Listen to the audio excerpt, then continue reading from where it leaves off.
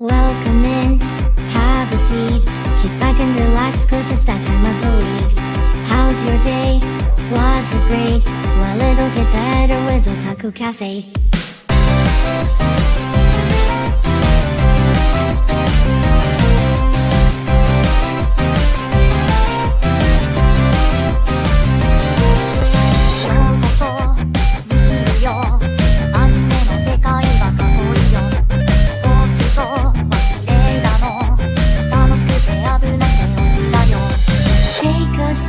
Nostalgia, let the memories bloom.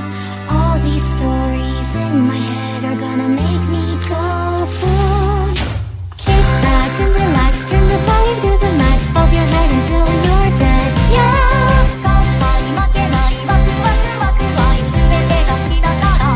Yeah. Kick back and relax, turn the volume to the max, bob your head until you're dead. Yeah.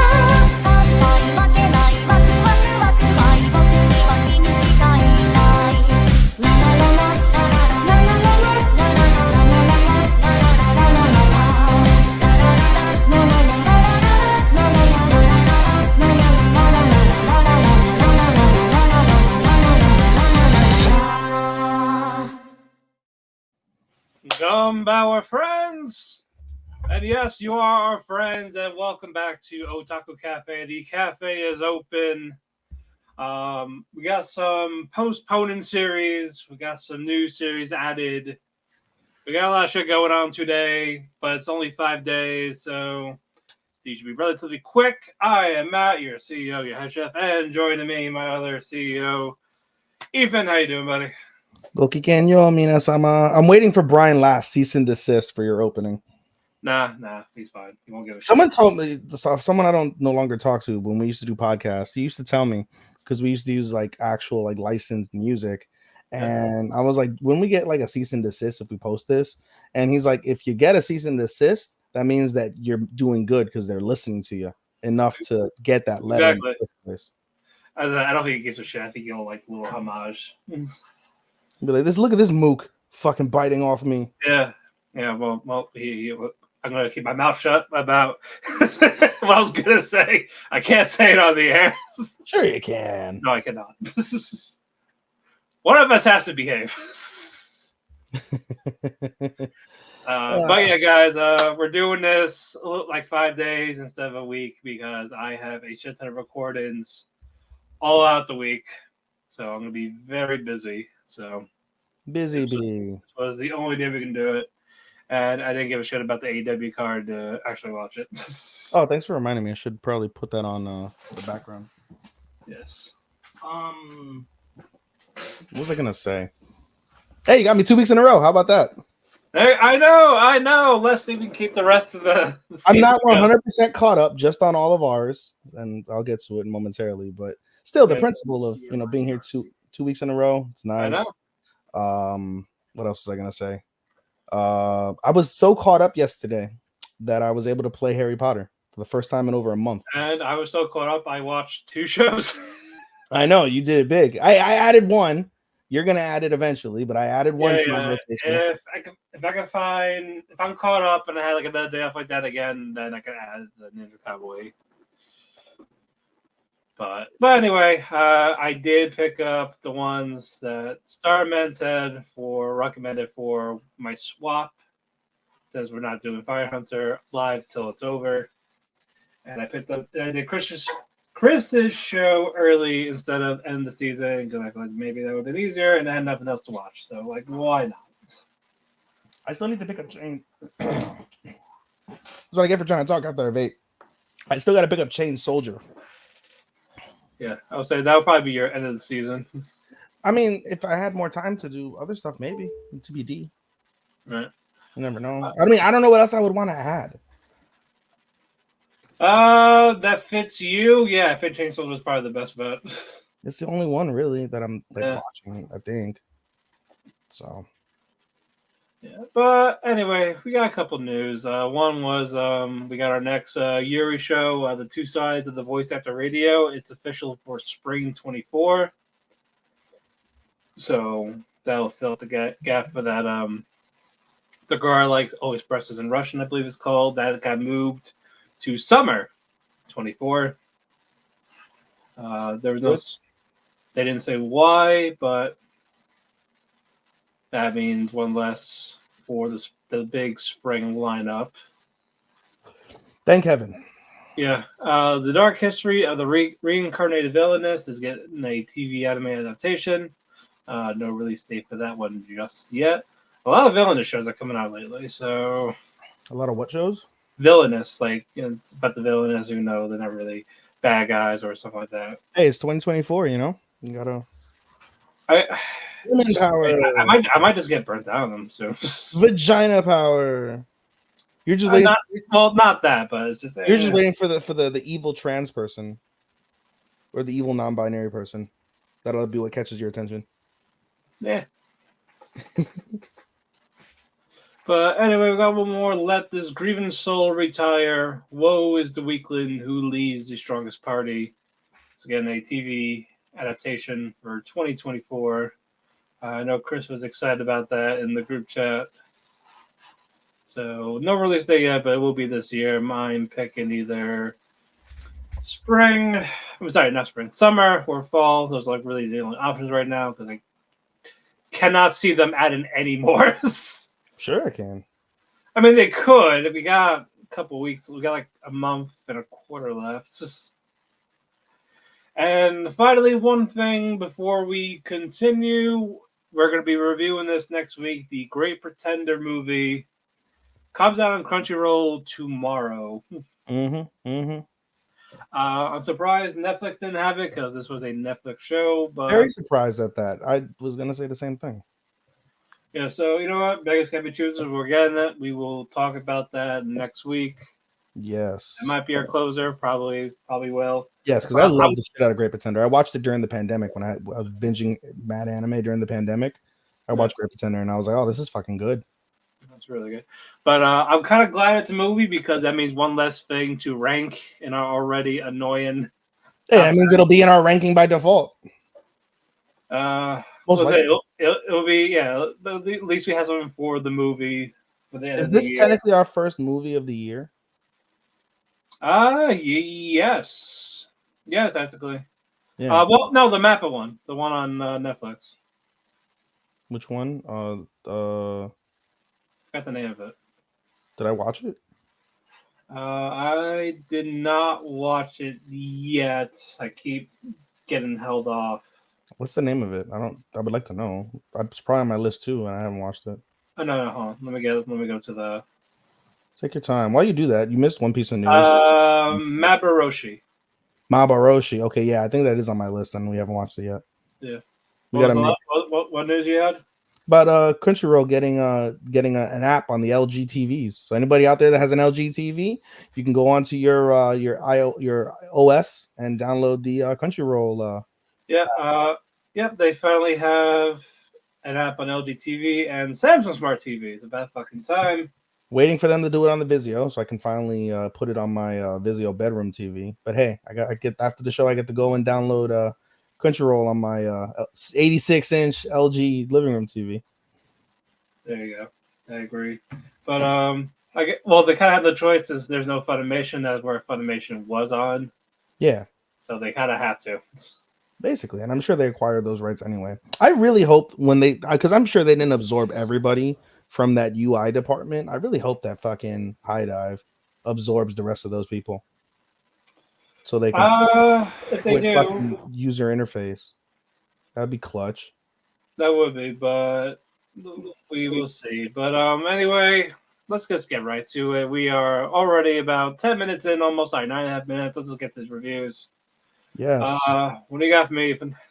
So I did not watch Cherry Magic and Dr. Elise this week because we wanted to get this over with. Otherwise, had I done that, we probably would have started about an hour later, or so. So I didn't watch those this week, so I'll only be reviewing 3. First one I'll review is Banished Hero. Should be relatively short. Give me a second to pull up the review. Banished Hero. Which, by the way, I got to change it because they have an official Banished Hero. This one is what the fuck is the exact title for this? I call it Banished Hero. It's Banished from the Hero's Party. That's the name of the title. But there's actually one coming out next season called The Banished Hero. So I've got to change that name to something else. But for now, Banished Hero Party or something like that. huh? Just call it Banished Hero Party. Yeah, Banished Hero Party, I suppose. That'll suffice in the interim. But anyway, relatively, it was just okay. I would say the main focus this week is on Red and Rit, defending the town, against some mysterious ogre king-like creatures. As they go along I guess their path trying to investigate, they finally do find them. And they note that they're more intelligent. Like normally, like you think of an ogre, they're just running around and stuff. But no, these ones are actively patrolling around the city. And when they start to fight them, they use weapons and magic, which is completely different from what they're used to. They're able to dispatch them relatively quick. And they notice basically, like at the corpses, that there's some ancient elven text that's like brandished on the corpses, similar like a tattoo. And they're able to make a correlation basically between that and the gem beast that they had fought earlier in the season. Basically animals or creatures that have multiple blessings, such as being able to use magic and other things of that nature. So there's probably a bigger story there somewhere in that piece that they're gonna kind of look into. The second half of the episode focuses on the dick hero, the kid hero Van. Basically he gets what's it called? He gets asked by some orphan children at a church to come speak to them, and he's like, okay. And this surprises his attendant that's there, because again, Van is a dick. So he goes, he talks to the kids, and typical kids, they're like, I want to be a hero. I want to be a hero. I want to travel with you. I want to, defend monsters against you. And Van asked them, like, hey, have you awakened your blessing? And they're like, no. And then what's it called? One of the guys is like, I want to be a carpenter. And he's like, okay, well, he's like, what if you the opposite? Like, all these kids want to be a hero. Like, what you want to be a carpenter? What happens if you're the one chosen to be the hero? And he's like, that's fine, but I still want to be a carpenter. And he's like, no, you have to do exactly what the blessing tells you to do. That's your fate. That's your role. You must do this. You're disobeying God if you don't do your role and you choose to do something else just because you feel like it. And basically he's just crushing this kid's fucking dream there of like wanting to be a carpenter. He's just like, fuck your carpenter dream. So that happened basically. And then the episode ends, interestingly, with Tisei, who is the assassin that was tailing Van and company last week, in the previous week's episodes, I should say. She manages to convince the guild to let her assist the heroes party. And so basically she's going to act as a guide, so that way they can find the demon lord ship. As everyone's like, okay, cool, that's nice, it sounds like you're useful. They said you're the top adventurer in the town. That's good to know. They said what's it called, the little fucking bitchy elf that's on Van's shoulder, the spirit, I'm sorry, not elf, the spirit. I don't want to disgrace elves because we have our Lord and Savior Frian. Yeah, but we got a couple of elves. So we got a couple elves, yes. But and in any case, the little spirit, it was like, hey, you're the one that was watching us the day before yesterday. And she flips it really nicely. She's like, yeah, I have a second job. I'm trying to save up for an onsen trip. And she pulls out a brochure and starts listing all these things to like divert the attention from the fact she was actually doing some espionage type shit instead of just actually working. And so they buy it for now. And then we get Tisei's little like companion, Mr. Crawley Wally. I don't know if I've ever mentioned that on this show, but his name is Mr. Crawley Wally. It's a little baby ladybug spider type of thing. And it flied on the back of a hawk that delivered a message. And the message basically told Red, and Rudy about about what Tisei was doing. And Rudy basically ends the episode by saying, Mr. Crawley Wally, please let me know if Tisei's in trouble. I don't care. Even if it's against a new hero, I'll always defend my best friend. And then that's how the episode ends. Okay. All right. Ragnar Crimson. We'll go with Ragnar Crimson next. It's hard to remember, quite frankly, what happened in Ragnar Crimson since I don't thread it really. But it was a solid episode. Basically, we see Ragnar wake up. First off, actually, before he wakes up, he's unconscious and he's in a dream. And he speaks to Star, I believe her name is Starlia, if I recall correctly. The princess. I always call her princess. Yeah, she's not listed here, so it's Starlia, but we'll call her princess. She speaks to the princess, and basically he speaks about like, hey, where are the others? She's like, oh, don't worry about it, it's fine. And so she basically tells tells Ragnar like, hey, you still have stuff to do. My destiny now is basically sealed. I'm going to create the greatest silver sword ever that comes from a comet in space, and I'll be the one to deliver that to you, so you can use that. So let me see if the mute button work. Let me see. There we go. Sorry. There we go. All right. Sorry, I had the mute A dubs.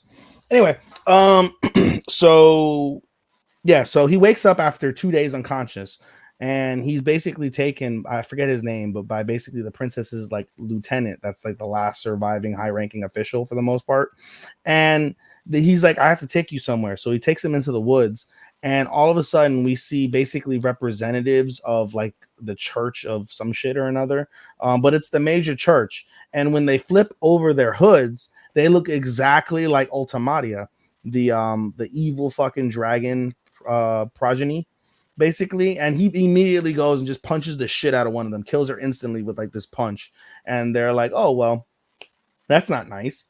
And they're like basically like, all right, so you killed one of us, so I guess, as penance, we're gonna kill your friend. And the guy's like, and Ragnar's like, well, if you kill my friend, I'm gonna kill the rest of you guys, so let's not do that. Right. And he's just like, he's literally shaking in fear. He vomits out of like disgust and anger. That's how like upset he is seeing this woman's face. And eventually, cooler heads prevail, and they go have tea in these ruins. And basically, they're in these ruins of what used to be like a modern city, somewhere in Japan, you got to think. And they start talking about basically the plan. And the plan was that this church had invited the princess to be like one of their members, and the princess flat told them no. So they had sent one of their representatives into her inner circle, which the representative ended up being her like trusted like best friend slash maid or like attendant there. And basically they were trying to coerce her into it. And they said basically that the whole plan the entire time was to teleport the citizens to this location, but it was under the guise that basically the princess would have to join the church. And so Ragnar's like, well, she's dead. And they're like, well, we know she's dead, but we see even more talent in you. Why don't you join the church and be like a dragon slayer or some shit like that for the church? And he's like, fuck you guys. No, I'm not going to do that. He's like, okay, well, that's fine, but we're not going to take the refugees. And he's like, well, what kind of fucking church sees a bunch of helpless people and doesn't want to help them? And the church is like, well, what benefit do we get from helping them when the entire plan was to do this so we can get her? So she's not around anymore. Let's get you. And he's like, nah, fuck that. I'm good. And he walks away. And basically, as he's having this conversation, he notices that there's somebody trying to signal him like from across one of the buildings by flashing like a light into a mirror, trying to like give him like a light like indication of something. So the attendant, after they leave the meeting, is like, hey, where are you going? And he's like, I'm gonna go take a shit. So he walks to the corner basically, and the episode ends with him meeting back up with Crimson, who managed to stay alive after falling I don't know how many thousands of feet in the air and landing back first on the ground and surviving. And the episode ends with them reuniting, and TBD on what's next. All right, and the final one that I have that's my personal is going to be Tsukimichi. Yeah, Tsukimichi was pretty. It was okay as well. Wasn't super stunning. Basically, Makoto comes back to the demiplane, and he's like, "Wow, it's really fucking hot." Later on, they find out the reason why it's so hot in the demiplane is because of the fact that he put mist barriers across various locations in the demiplane. And one of the barriers is in a location that affects the weather negatively. So now there's a heat wave in the demiplane. And so basically he heads to like this banquet. The people of his village built him a brand new mansion. And they're like, this is your mansion. Here you go. And so they have this big banquet in the mansion, and he eat a bunch of good food. And Mio's like, hey, I want you to try this. And he tries the food kind of like haphazardly at first. He's like, I don't know. And he tries the food, and he's like, wow, this is really good. And Tomoe is like, yeah, while you've been gone, Mio actually made legitimate effort to learn how to cook. And now she cooks pretty decently. She's not a bad cook. And they're like, wow, so proud of you, da-da-da-da. And she's like, I'm going to step away. She's all giddy. And she goes to speak to Hibiki, which is the nice hero that I had mentioned last week. how there's like a dick hero and a nice hero. So she goes to speak to the nice hero, Hibiki, and Hibiki's like, I got to go back where I came from. Thank you for allowing me to train in the wasteland. If it wasn't for you and the sword and all your effort, I would have died in their training. So I appreciate you. And I want you to come with us. Why don't you come with us, be a part of our party? And she's like, no, I'm good. I only serve the young master. And that's the only thing I care about. And so basically, Hibiki's like, that's fine. She's like, you know, if you ever come to Sieg or wherever, Lucia, I think the kingdom is like Lucia or something.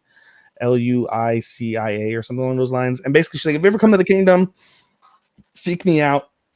We'll have a good time. I'll teach you more dishes. And she's like, all right, well, now we're talking. And the two separate paths.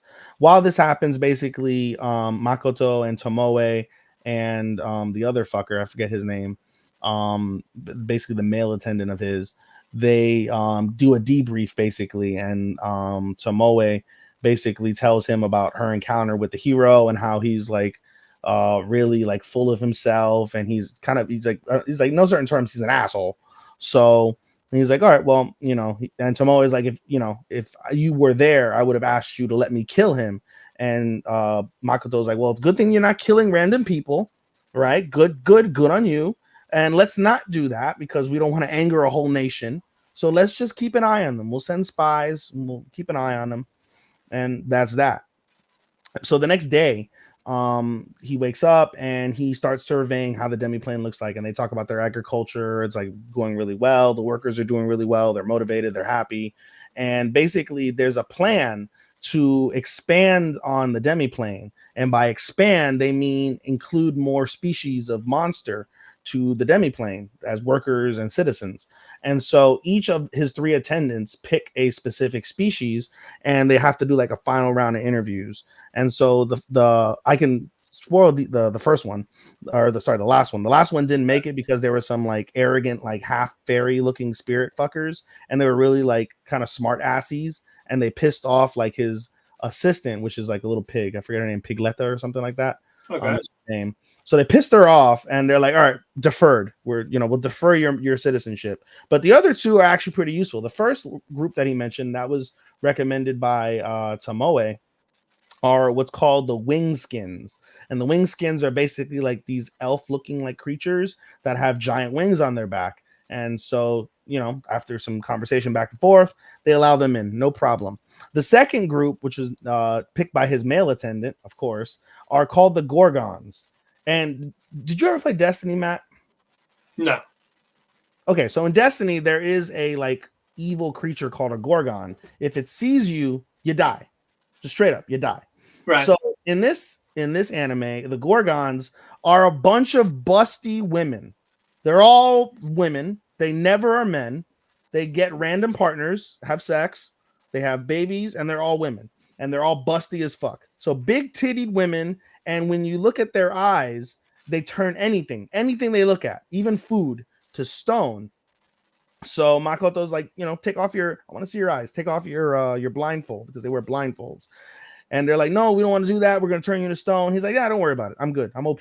You're good. So they take off the blindfolds, and they have these ominous but really nice looking eyes, and they turn his desk and everything to stone.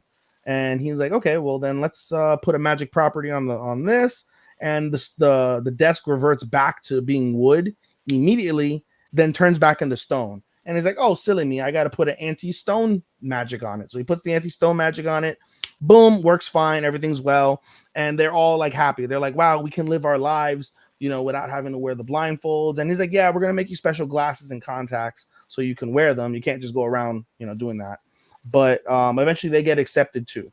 So basically the plan is, I imagine the stone big titty women are going to work on infrastructure and creating like infrastructure. And the winged people, because they mentioned they're decent fighters and they were recommended by Tomoe, are going to be part of like their armed forces of some degree, like an air force. So the episode ends actually with kind of like a foreshadowing involving a couple of the students at the school that Makoto teaches at.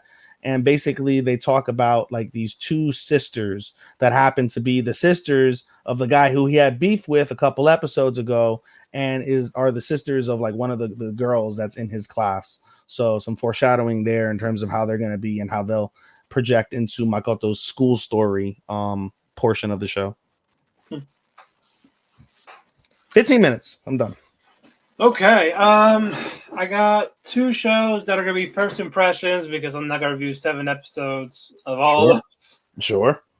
First one is the one that was recommended by Chris. That was gonna be my end of season binge, but I'm doing it now. The Wrong Way to Use Healing Magic Mm. is an isekai. It focuses on Suzune, Ken, and the Kazuki Mm.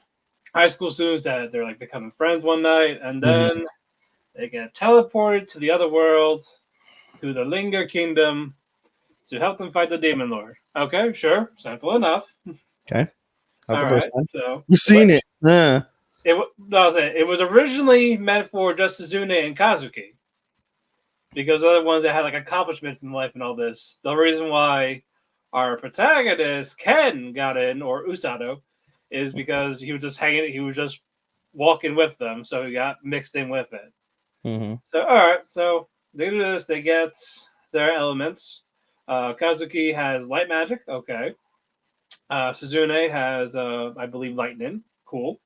Cool. And Usato has his his magic thing is green. So we're like, ah, shit, no, you're gonna come with us. No, right now. It's like, why? Like, what's wrong with green? Like, no, green's good, but the problem is, Rose, who basically it's healing magic, but Rose is a fucking fighter, so she's just a badass of it, and she teaches healing magic not really in the way they want it. That's hence why Mm. it's called wrong way to use healing magic. So Mm. they don't want him to be trained the same way as her. So he overhears like, "You said green, like you're coming with me." Yoink. so so they all have their separate training. Usato, who's actually the main protagonist, so he gets put through like intense training of like fighting, running. If his That's legs light give magic. out, what? That's light magic. No, this is the healing magic aspect. Oh, it's healing magic. Okay. Yeah, healing magic. So yeah, he does fight. So he's running, and like, oh, if his legs give out, she just goes, here, you're healed. Get back to running. Wow. So yeah, he does physically get stronger, and Suzune, the girl, she starts to simp for him because but for Usato, she's like this perfect girl, but she was happy to get isekai. She Yeah. was very happy because she didn't know what to do after high school. It's like, yes, this is perfect. Like, we're doing this. Yeah, let's go. She's happy. He's like, oh shit, you're ripped. So let me touch your abs. Male body. Exactly. The male. Oh, 6 pack. Mm-hmm. 6-pack. Exactly. Neuter, neuter. But yeah, it's just him going for this tough training. He adopts a blue bear cub because Because why not? Why not have uh, a fucking bear as a pet? because the cub's parents got killed during his mission. Okay. So I was like, oh, I'll take it. And now Ken tells Rose, this is from the last episode, Ken tells Rose, like, look, I'm not a good fighter. I really don't want to fight. I just want to heal people. Like, I want to be useful in any way. And she's like, you know what? Fine. I know you suck at fighting, but I know you really want to help, so I'm going to let you. Here's your actual uniform, which is in the poster cover, because the Demon King and his army is on their way. So that's going to be in the next couple of episodes. So we will see. This is decent. It's not really ecchi. It's not harem-ish. I like Rose. She's a badass. Usato's fine. Wish I had a little more of the other two of the main characters that got isekai as well, but we're not getting that. Mm-hmm. But you know what? It's a nice show. I have no really real complaints. Okay. We got some funny moments, but it's not like on the floor laughing, but you got a little chuckle. Okay. You put a smile on your face. Exactly. Okay. The second one was recommended by Starman. 7-time loop, the villainess enjoys a carefree life married to her worst enemy. I don't like the title of villainess because she really hasn't done anything that make her really a villain. Mm-hmm. For her, and this is not easy kind of way. She was not from another world, but she does have an ability where when she does die, she gets looped back to where she is at a certain point, which is when the prince denounced their engagement. Mm. So every time she died, that would be exactly where they left off. And then one of them she gets killed by Arnold Hain, who we thought was the antagonist, but really not. It's kind of like Reliana in a sense, in that aspect. Yeah, Starman said this is everything Raeliana, or was it you that said this is I everything did, yeah. this is everything you wanted from Raeliana? But you said Yeah, you didn't like her? No, I know I like her. No, I liked Reliana. It just No. I'm talking about this new girl. I love the new girl. You love the new girl, but you don't like that she's not a villain. I don't like that it's called a villain when she's not really a villain. Okay. It's just she did shady shit. That's why she's not engaged to the person anymore, who seems like a spoiled bride anyway. Mm-hmm. But it's not like she's like doing world domination or anything like that, or anything. So, she probably she had a side hustle. What are you gonna do? A side hustle. But in like most of these lives, she wants to improve. Like one life, she was a merchant, she was a doctor, she was a maid, all positive stuff, and it led to her dying, whether it was by Arnold or anything that happened in war. So in the seventh timeline, she's like, you know what, I'm gonna go a different direction. I always go down the stairs. I'm gonna go somewhere. I'm gonna go this way, and this is where she bumps into Arnold early. They hit it off. They had a conversation. Arnold is just so fascinated with her, with Rishi. That's the main girl's name, by the way. Meanwhile, she knows everything about him because she's already fucked with him 7 times. You killed me. You killed me in one of those. For real. You killed me in the last one. You fucking prick. Exactly. But Arnold's fascinated with Rishi in this timeline, so he's just like, all right, you're coming with me. I want to marry you this time. So it's like, all right, fine. This is what we're gonna do. You can't touch me ever. I live in a separate place from you, away from you. And third, I do nothing. I just freeload around the palace. I don't do any royal duties. Think of me as a hostage. So this is very reflective of real life. Yes. For many. And then I was like, okay, sure. Because he's just so fascinated with it. You got it. But of course, that shit gets broken various times, especially the no touching. He even kissed her in one of them. Oh, rape. No, not like that, but we got a couple characters like Oliver, Arnold's brother Theodore, who his episodes were really nice. I actually enjoyed this one. I enjoyed this one quite a bit. So I'm actually happy I got this one. I can see why people rated it high. I can see why it gets top in the charts, whether it's characters, couples, or the show itself.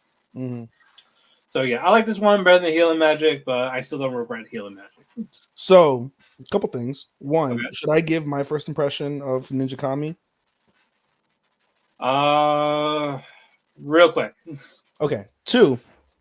So you picked up one from Chris. You picked up one from Starman. Now that you picked up your end of season binge, I think that leaves room for one. Maybe. I'm doing Kamui anyway. I'm doing Ninja Kamui anyway. No, I'm not asking for that. I'm asking if you'll pick up Dr. Elise for me. It's gonna be my dead souled. If I can. Pick up Doctor. I need somebody because I picked up a lot that I shouldn't have really quick. So that wasn't that. I regret that part. But if there is time after the seasons are done, sure. I'm telling you, Dr. Elise. I think Chris is the only one watching Dr. Elise. Yes. He watches everything, so yes. He watches everything, of course. It's a given. But I love the hell out of Dr. Elise. And I'm sad that I didn't watch today's episode, but I'm looking forward to it when we're done. Okay. Ninja Kami. Really briefly. The story is, first off, it's super gory, super action-filled. We talk a lot of shit about Rogue and about how shitty their fights are. Not Ninja Kami. Not by any stretch of the imagination.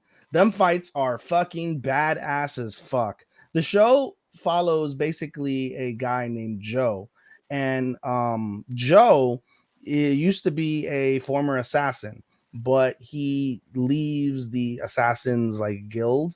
And basically the Assassins Guild, you see early on through like several murders, will hunt you. They're literally Liam Neeson. I will find you and I'll kill you.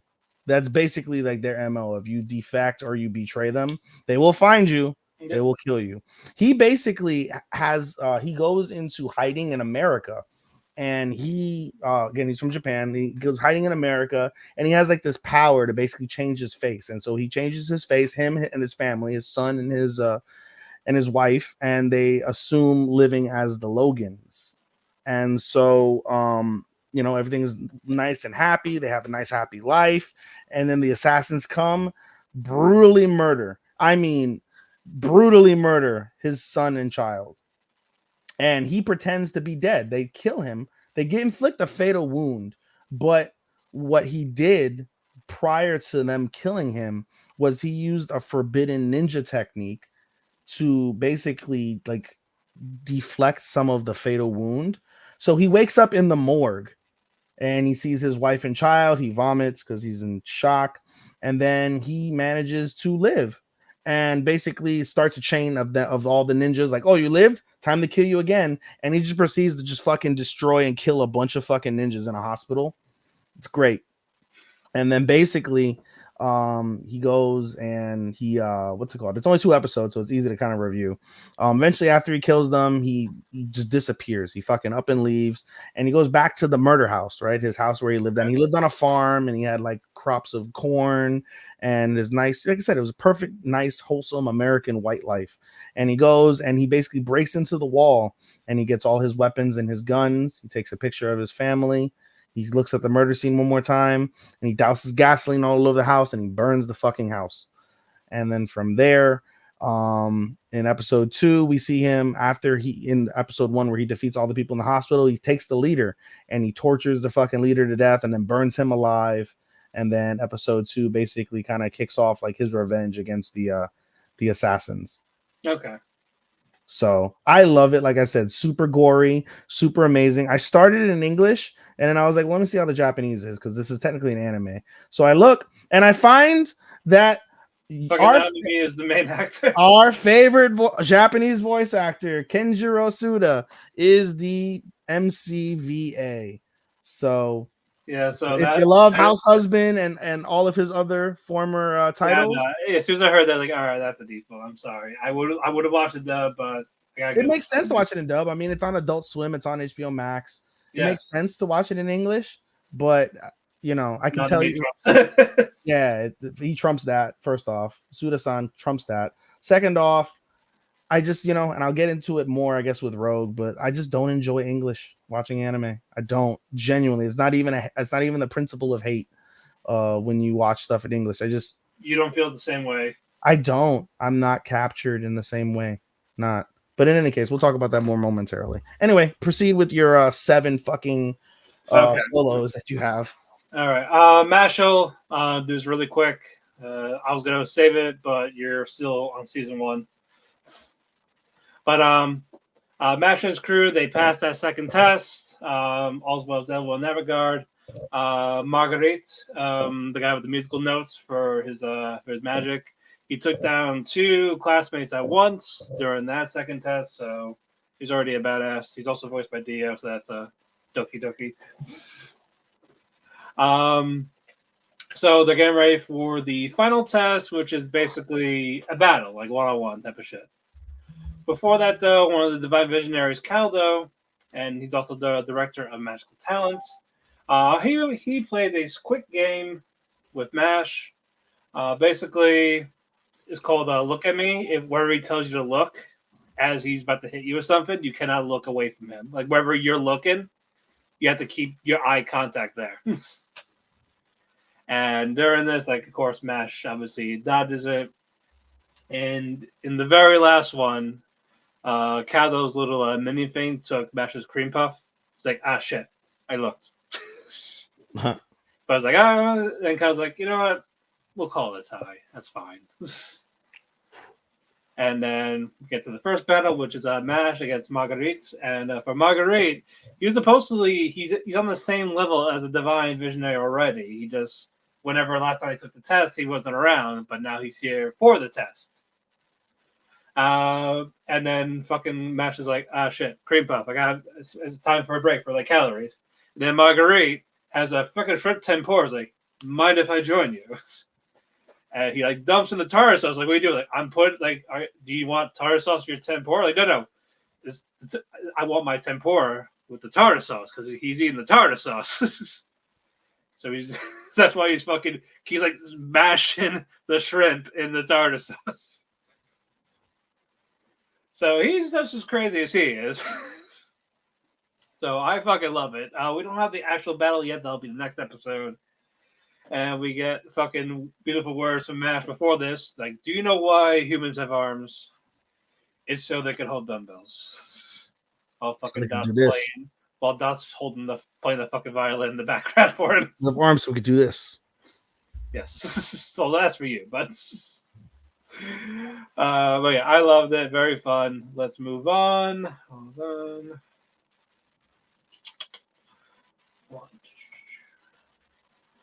Buchigiri. This is another real quick one. We're getting back to the delinquents are fighting. Marito we get a little flashback. Marito, how he looked up to Kenshiro when they were younger. Like, but Kenshiro always won in their fights. So, what's his name again? Marito. He never beat him. He's gonna be like, this is finally gonna be his chance to do it. Of course, he really technically doesn't. This is all orchestrated by Shindo. He's showing Arjun like, oh yeah, like this is all the shit I'm doing. Marito's sister Maharu, the brother complex one, she had enough. You hurt my Oni-chan, you made this happen, and she fucking slaps Shindo, and Shindo just knocks her ass out, knocked out cold. And this was finally the time Arjun just finally snaps. He finally snapped. So when that happened, he finally fused with his genie, or whatever you want to call Senya. That giant punch to him, knocked his ass out. Done. Cool. People celebrating, like no more fighting, no more bloodshed, any of that type of shit. Arjun is actually going to take his training seriously, legitly. And we got a little thing from Maharu. She finally looked at him. She looked at him properly. So just this fucking creep. So, okay, fine. Progress. For once, finally. But I digress. Hello. That was Karen. Yep. But yeah, nice episode. Probably not enough to make it stay. No Delicious in Dungeon because that's Thursday. We're gonna be doing Witch of the Beast. I don't remember much from that because that's gonna be all you. Woo! I caught up on that. Yep, we finally picked it up.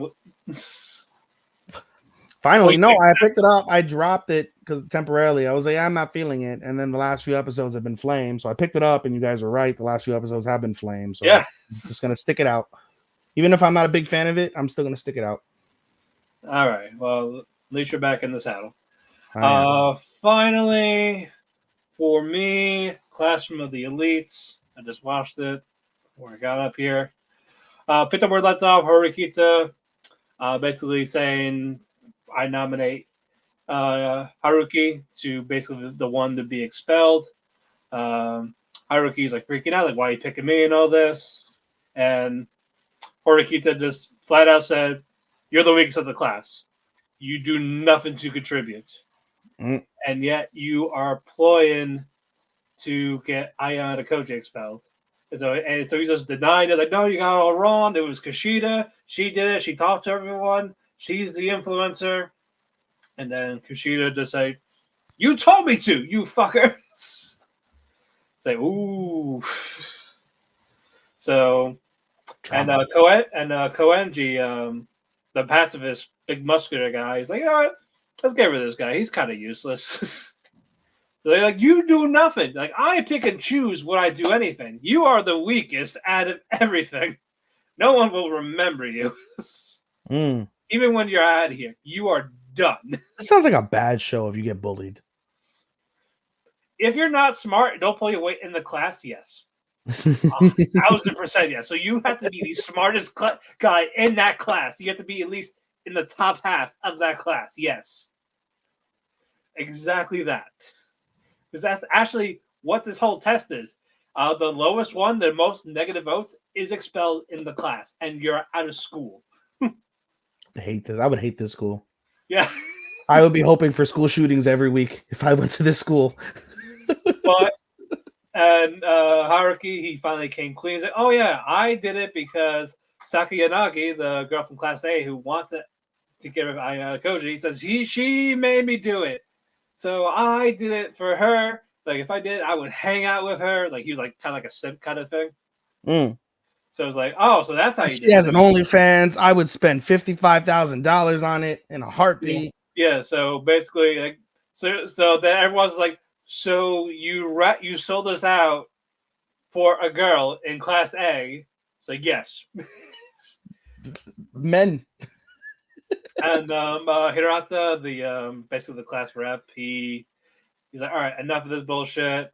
And he's like kind of taking Horiki aside. Or no, the other guy, the guy that's being a dick. Because basically, like, I don't want to expel. That's like a long list of motherfuckers in that show. But yeah, but he's telling Suzune that she's being really uncalled for this saying out like this. Like the vote is not till tomorrow. So okay, how about I use my negative vote on you?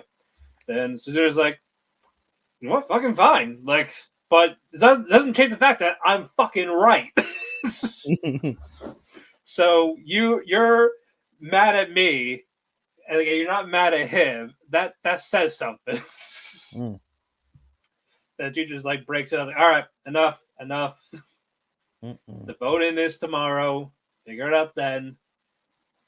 And then, so yeah, it's basically, I follow just one student in general. It's just one per class. So A, B, C, and D. They have to get rid of somebody. EFG? No, just A, B, C, D. And for Class D, the formerly Class C, they're thinking that they're going to get a Ryuyan, the antagonist for Season 2. So that's what his Ibuki, that's what she thinks that's what's going to happen. And Ryuyan, she's just mad that Ryuyan is just basically accepting that fate.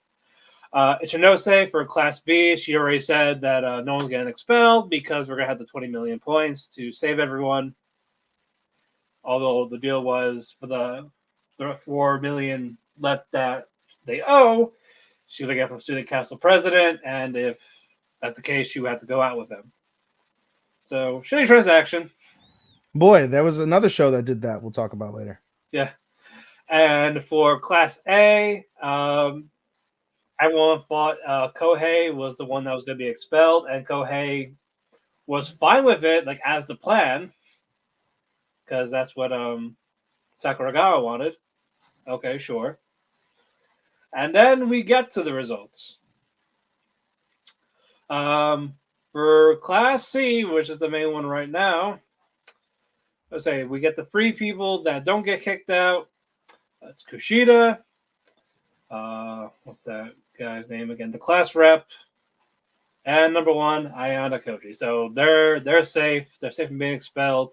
Also, before that, though, Haruhi, he's like, oh, by the way, sorry, Haruki. Oh, by the way, plot twist. For the girl from Class A, she said I would get all the positive votes to be in first place. That way I don't get kicked out. Like, you can't do that. What the fuck? And that's why Ayana Koji got the first place. Haruki is shocked. Like, what the hell? I demand recount. And the teacher says, oh, yeah, by the way, the number 1 negative is actually you, Haruki. You're gone. So, get out. Bye, bitch. Bye, bitch. So he's freaking out. He's throwing a tantrum. Like, I thought she was my friend. Like, no. Psych.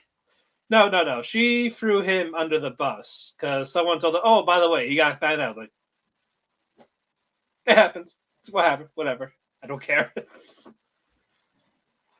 So that happened. He's like throwing the fan. He grabs his desk, about to throw it at Koenji, who's like running his mouth to him again. Like, well, you go leave like the insignificant insect you are, basically. So he grabs the desk to throw it at him, and he just catches it like, you're done. This is literally the school of like the smartest delinquents that ever existed. I mean, they're not really delinquents. They're just very. Gee, a guy trying to throw a desk. That's not a delinquent. Well, he is, but not everyone else is. I mean, literally, your main character just told a bitch open their legs in season 2. Yeah, well, in season 2, yeah. Yeah, I mean, what does that say? Well, that's what he didn't meet her. He just fucking with her, but still, yeah, that was still creepy in itself. So the guy's gone. Haruki, bye bye, bitch. Class D reunion.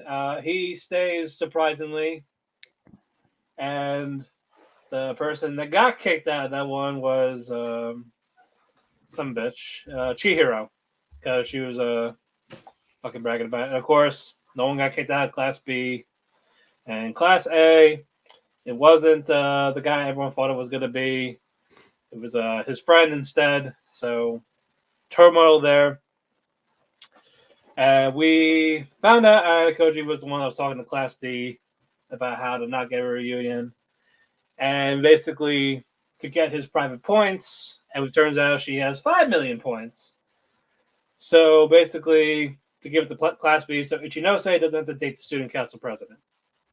So very nice. I loved it.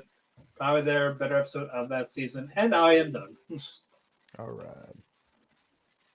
That was about 15 minutes. Let's get to ours together, shall we? Indeed, sir. We got like 11 of them. Do we? Something along those lines. Hold on, let me count. 1, 2, 3, 4, 5, 6, 7, 8, 9. Yeah. Looks like 10. No, 11. You're right. Let's go. But this is all to you real quick because this was last week's Witch and Beast. Witch and Beast. So episode 6, I believe, of Witch and Beast. Pretty solid, I'd say. We've returned back with our 2 MCs, Gertrude and I know it's not Gertrude. I'm gonna call it Gertrude though. Gertrude and Vladimir. That's not his name either. What the fuck is this guy's name? I'll pull up the names. Asshat. So Gertrude and Asshat.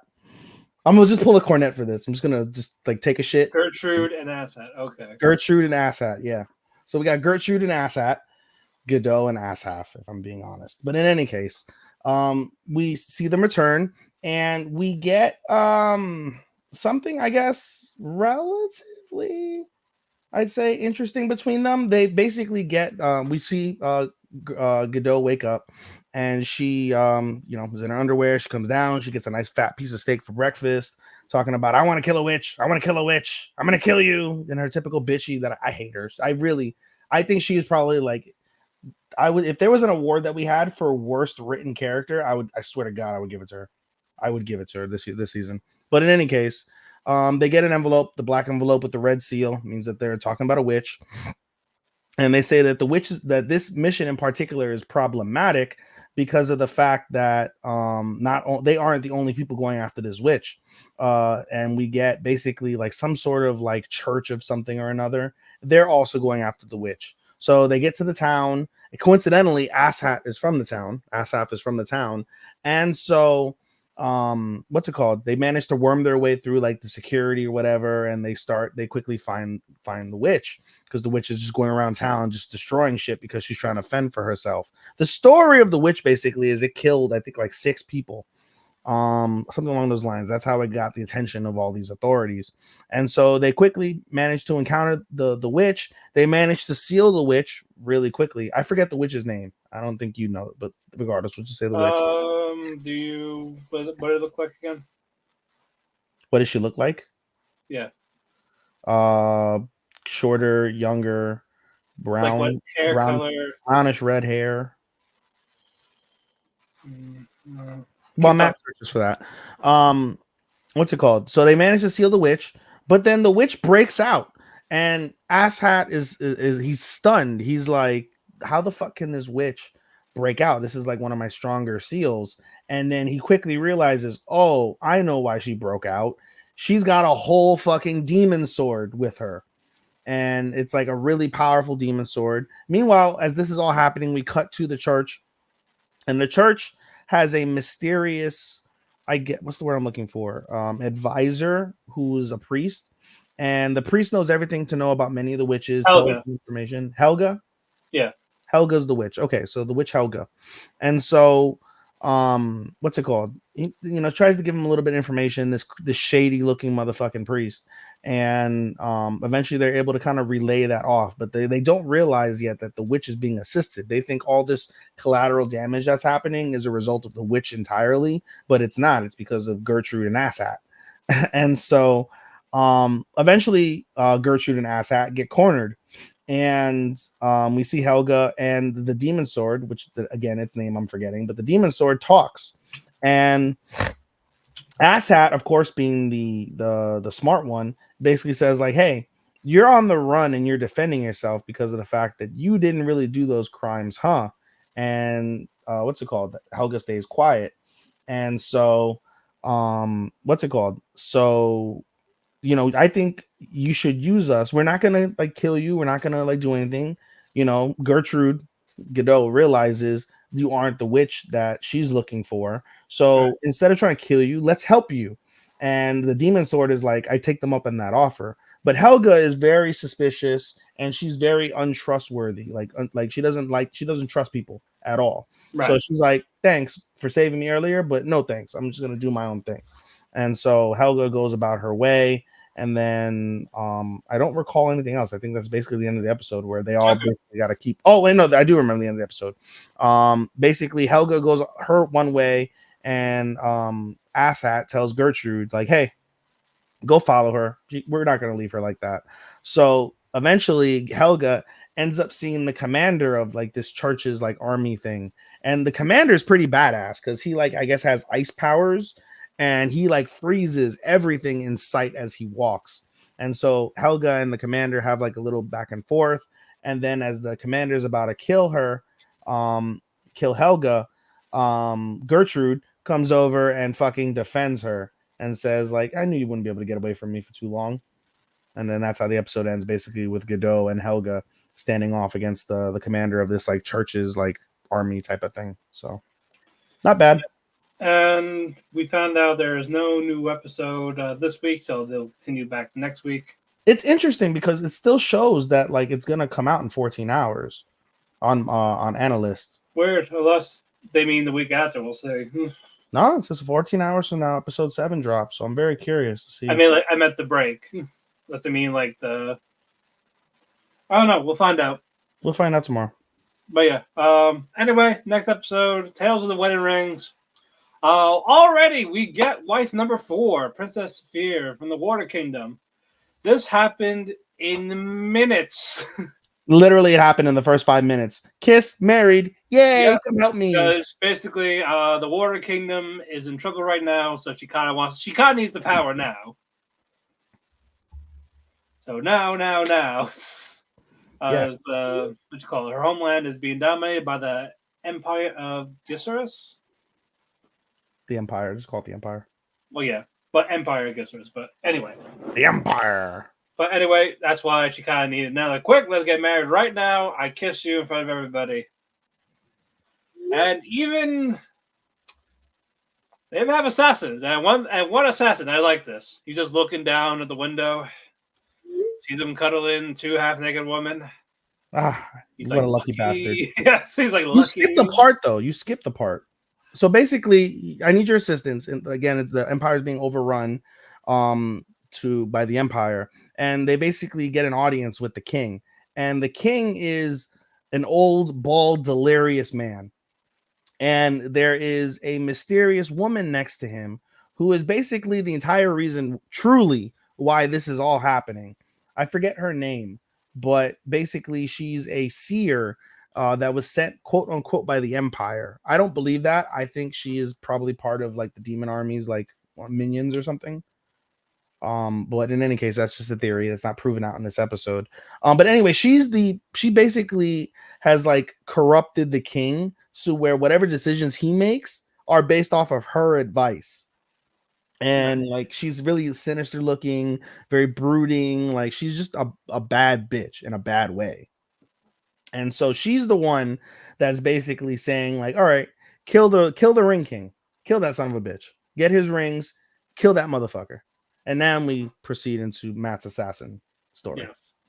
Yeah, like he's jealous of it. Of course, Catgirl comes, basically knocks him out pretty easily. Mm-hmm. But eventually they escape. Of course, we get a little bit fan service with swimsuits. Yes. Saphir is flat as fuck. Flat as justice. And more exposing as fuck. Flat as justice. Yeah. A little too flat, but yes. Yeah, she's like lowly flat. That's not a good flat. No. So far, he's collected 4 deres. He's got a tsundere, a dandere, a kudere, a himedere.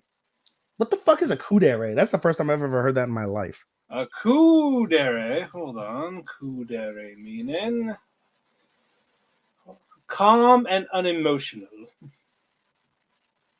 None of them are. No, sorry. Who says? This guy's fucking crazy. Never mind. Not kudere yet. We don't have a kudere yet. Maybe Y5. What the fuck? I'm like, yeah, you have the tsundere, and you have like horny dere, and then you have fucking shy dere. I don't know all the deres. I just know tsundere. Hold on. Himedere is a female character who wants to be treated like a princess with a love interest. That's the water one. Sure. And let's see. Dandere. Dandere. Type who stays silent, not expressing their feelings. None of them do that. Yeah, what the fuck? Whoever wrote that is an idiot. We got the tsundere. We definitely got the tsundere. Yes, we know who the tsundere is, clearly. Hold on. He says bakadere. Who has a goofy... it literally means foolish anime character with their nonsensical behaviors. Yes, we know that is fucking No, we can actually say that the water princess is a bakadere. And then we could say our himedere could probably be hime. I say, she's kind of a tsundere. She is tsundere. Yeah, she's more the tsundere, but also, real quick, a real weird reveal. I thought it was very interesting. If you're going where you're going with Mars, right? Yes, I thought that was very interesting. Yeah, not weird at all. But he finds himself in another difficult position. Kills Sato. Oh, I thought you were going to tell the story about why he's in this position. I thought you were talking about that. So we find out basically again. What's Saphira, right? Is her name? Saphir. And then who's her sister? We find out she's a twin sister. Saphira. So we find out the reason why Mars wanted to go to the Water Kingdom so bad is because of the fact that he is legitimately, honestly in love with Saphira. And his original plan was to be the Ring King, not for everything that needs to be done for the Ring King, but specifically so he can have the ability to marry the love of his life. And when you had Sato come and fuck that fucked up his plans and sent everything in a spiral, basically. Because originally he was sent to the kingdom as a liaison so he can perform espionage. He can let the kingdom know exactly what they're doing, their powers, etc. And as he fell in love with Saphira, he didn't do that. So his second, I guess, consolation prize was to be the Ring King so he can do something for the empire. And he fucked that up too. So we basically kind of get like an unrequited low-key love, like scorn lover and Mars, the true lover situation. I thought that added some good positive depth to Mars. And now we kind of get into that point where Mars basically, when all the assassination attempts, there's assassination attempts throughout the episode. And eventually when they fail, Mars, I'll take over basically and finish this off. Mars basically talks to his brother. His brother is the commander of the army that's there. And he's trying to tell his brother, stop, we go home, they're good, you don't need to do this. And his brother's just shut up, be useless. You're barely useful. Keep just being barely useful and don't fuck up. And he walks away. And Mars is distraught and angry by this. And out comes the seer bitch. And the seer bitch basically, again, has this power to be very convincing and authoritative. She gets what she wants. And she directs Mars, kill Sato. There's going to be a battle in 3 days. Kill him in the middle of the battle somehow, undetected, steal the rings, be the ring king. And he's like, fuck out of here. But she reiterates it again. And the episode ends with this awful, just pained, like crushed, conflicted look on Mars's face. The depth on that animation was really well done. And I thought that was a really good cliffhanger, despite the fact we already know he's not going to fucking do that. But nonetheless, still solid. This is one of the better episodes, truly, of the season, in my opinion. It's all right. Hopefully, the second half of that is good. It's not going to make your top 10. I know that. It probably won't make mine either, but still, I enjoyed it. No, there's so many stuff that's better. Indeed. Moving on, high card. We have a high card reunion in jail. In a jail cell.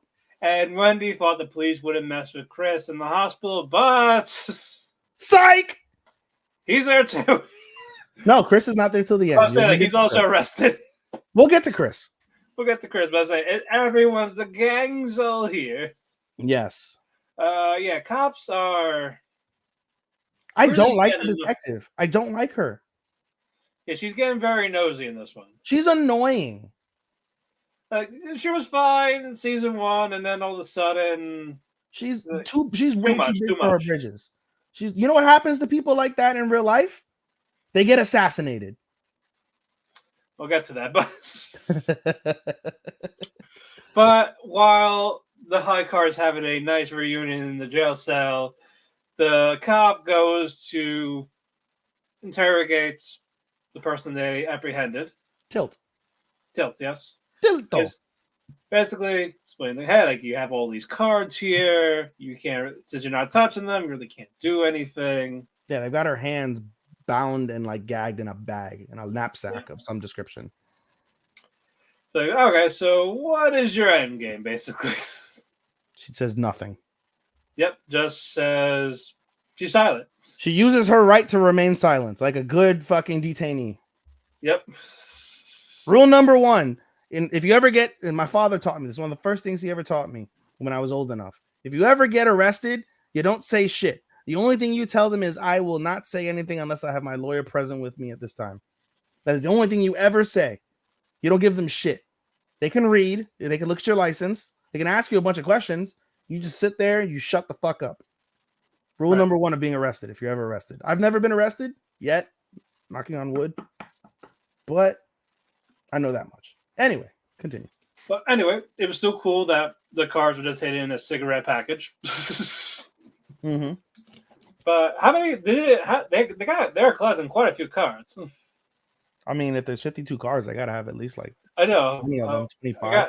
I've got to be at least near half or more. Somewhere between 20 and 30, easy. Yeah. And who shows up, Ethan? It depends on what scene you're at, really.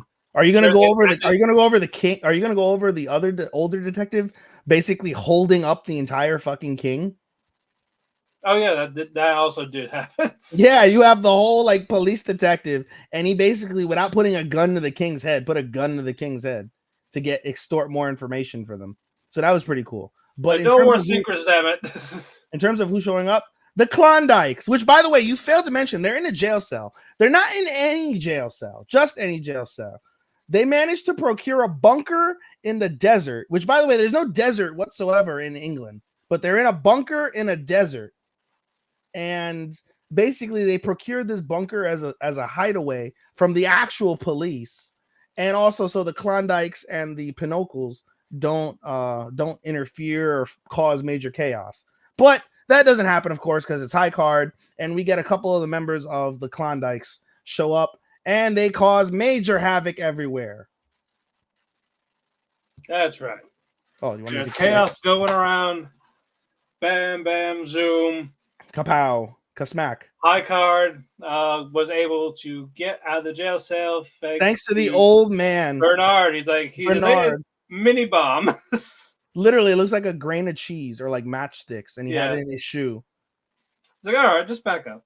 Tilt, for her effort, manages to basically knock the detective unconscious, which I was happy about. And she steals all the cards in the cigarette packet. As she's running away, she sees her lover, whose name I'm forgetting. Do you remember his name? The sick one? I thought they were both sick. But, they're both sick, yeah. They're both sick. As she's running away, you can see her just like, she's just bleeding profusely out of her nose. I don't know, actually. I feel like it's something with a K, but I don't know. With a K? Anyway, Tilt sees her lover and runs away because he's asking for the cards. And she knows what this means, but we don't as of yet. And so as they're all running away, High Card's running away, Tilt is running away, there's a convergence in like one of the like central locations of this bunker. And it's High Card versus Tilt and eventually her lover. The lover sees High Card. The lover loses his shit. And without even trying to play his card, plays his card. And what is his card, Matt? Black Knight? The Black Knight. He turns into the Black Knight, and Finn loses his shit. And Finn manages to play his card, because what happens is basically Tilt tries to stop the Black Knight from forming, and Tilt ends up getting knocked over. The cards fall on the ground. They all go to their respective players again.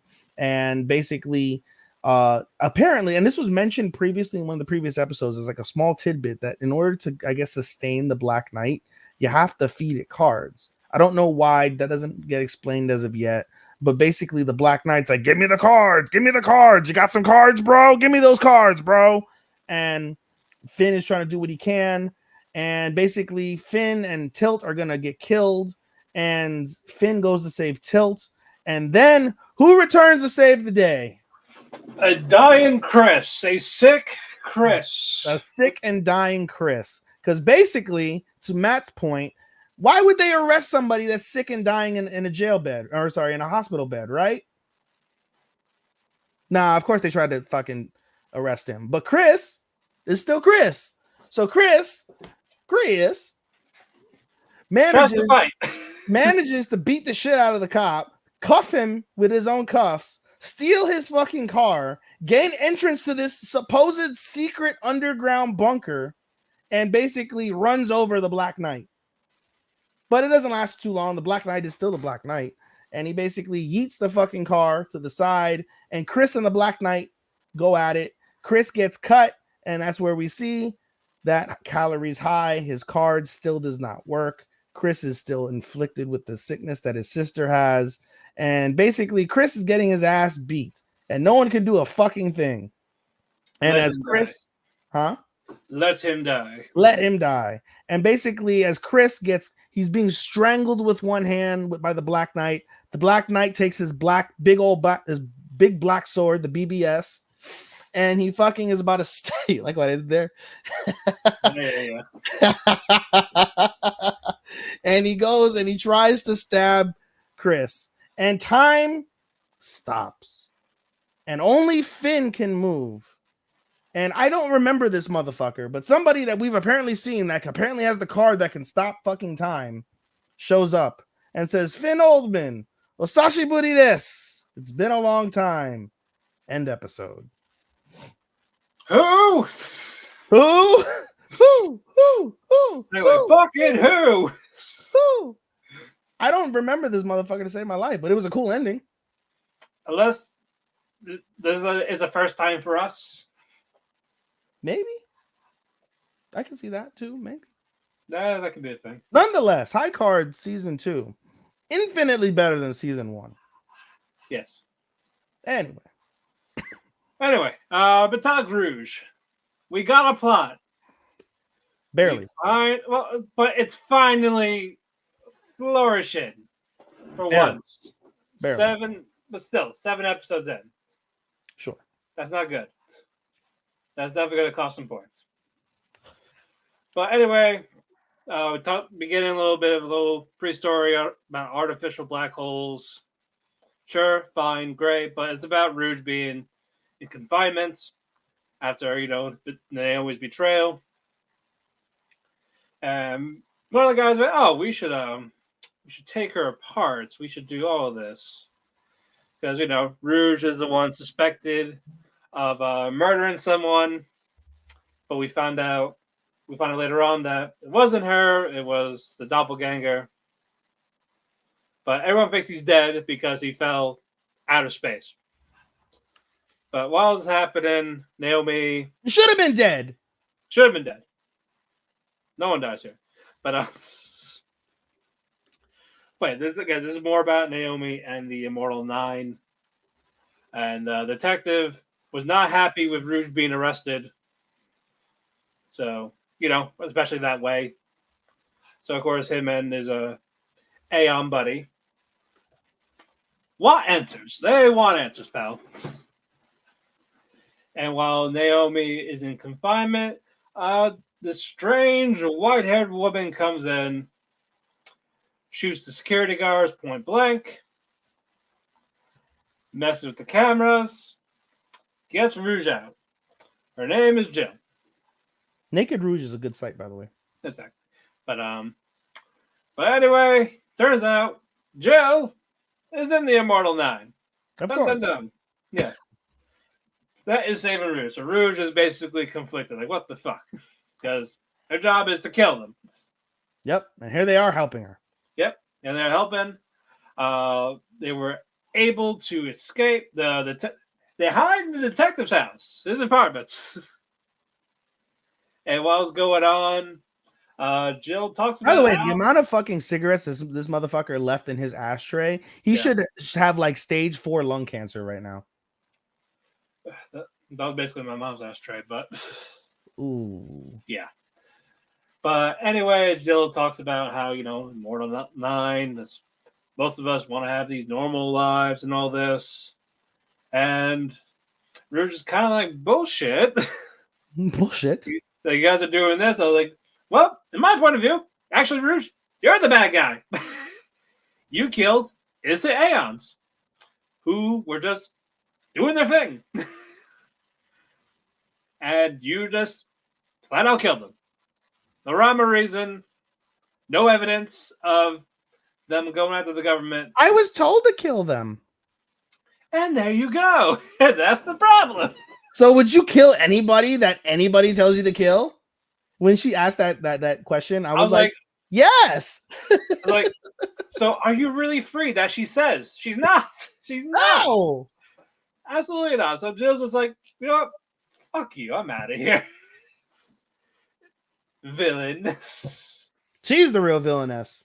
Yes, she's the real villainess.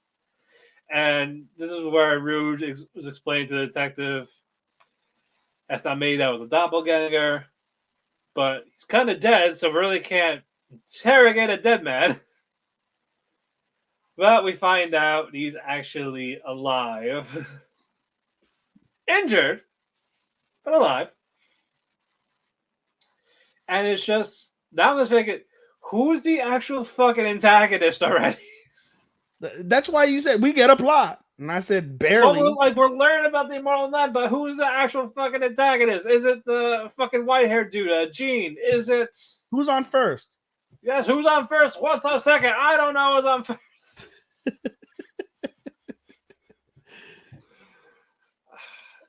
But yeah, no, this dropped significantly in my ranking. And that's sad. That is really sad.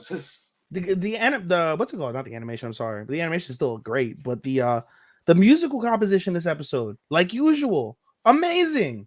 I love the music. Everything's good except for the writing. That's the issue. This is Tact OP. Starman had said that a while back. He predicted it, and this is I feel like Tact OP is better. I don't know about that yet. I got more plot in Tact OP.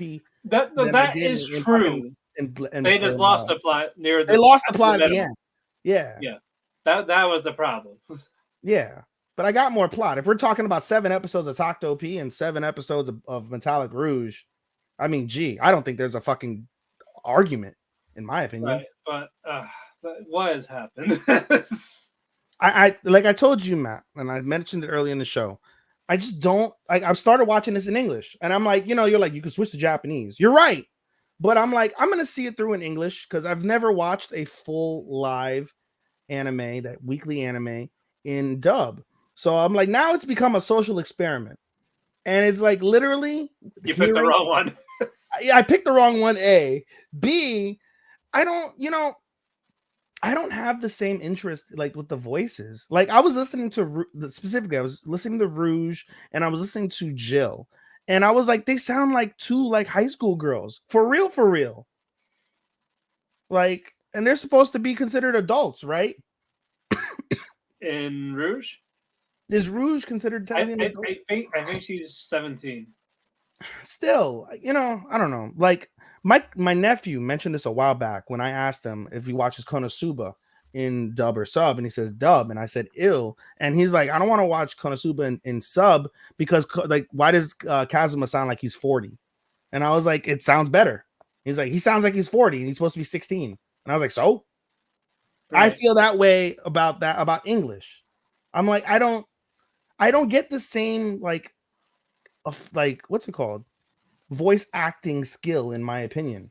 I don't feel attached to them. I don't listen to inflection in voice, and I don't get that same feeling of depth. I feel like it's very depthless. Truly, I'm not even like trying to talk shit. I'm giving you an honest opinion of why I'm not liking the dub. I just don't get that depth. If I got the depth, I could get over something to some degree how shitty the plot is. Perhaps.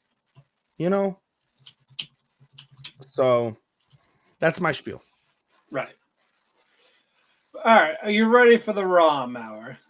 Yes, always. Hokkaido Gals. Ooh, spicy. Spicy. We get more of Rena. However fucking Ernest wants to say it. It is Best Rena girl already. But she's the best girl. Yeah, basically, more or less, this episode is mostly about the exam. It's coming up, and he needs desperate help. Like, Tsubasa is desperate for help. So Rena says, you know what? I will help you. After waiting for him outside to come out of his home.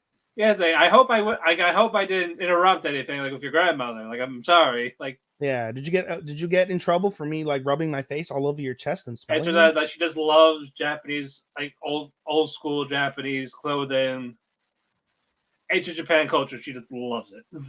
Yeah.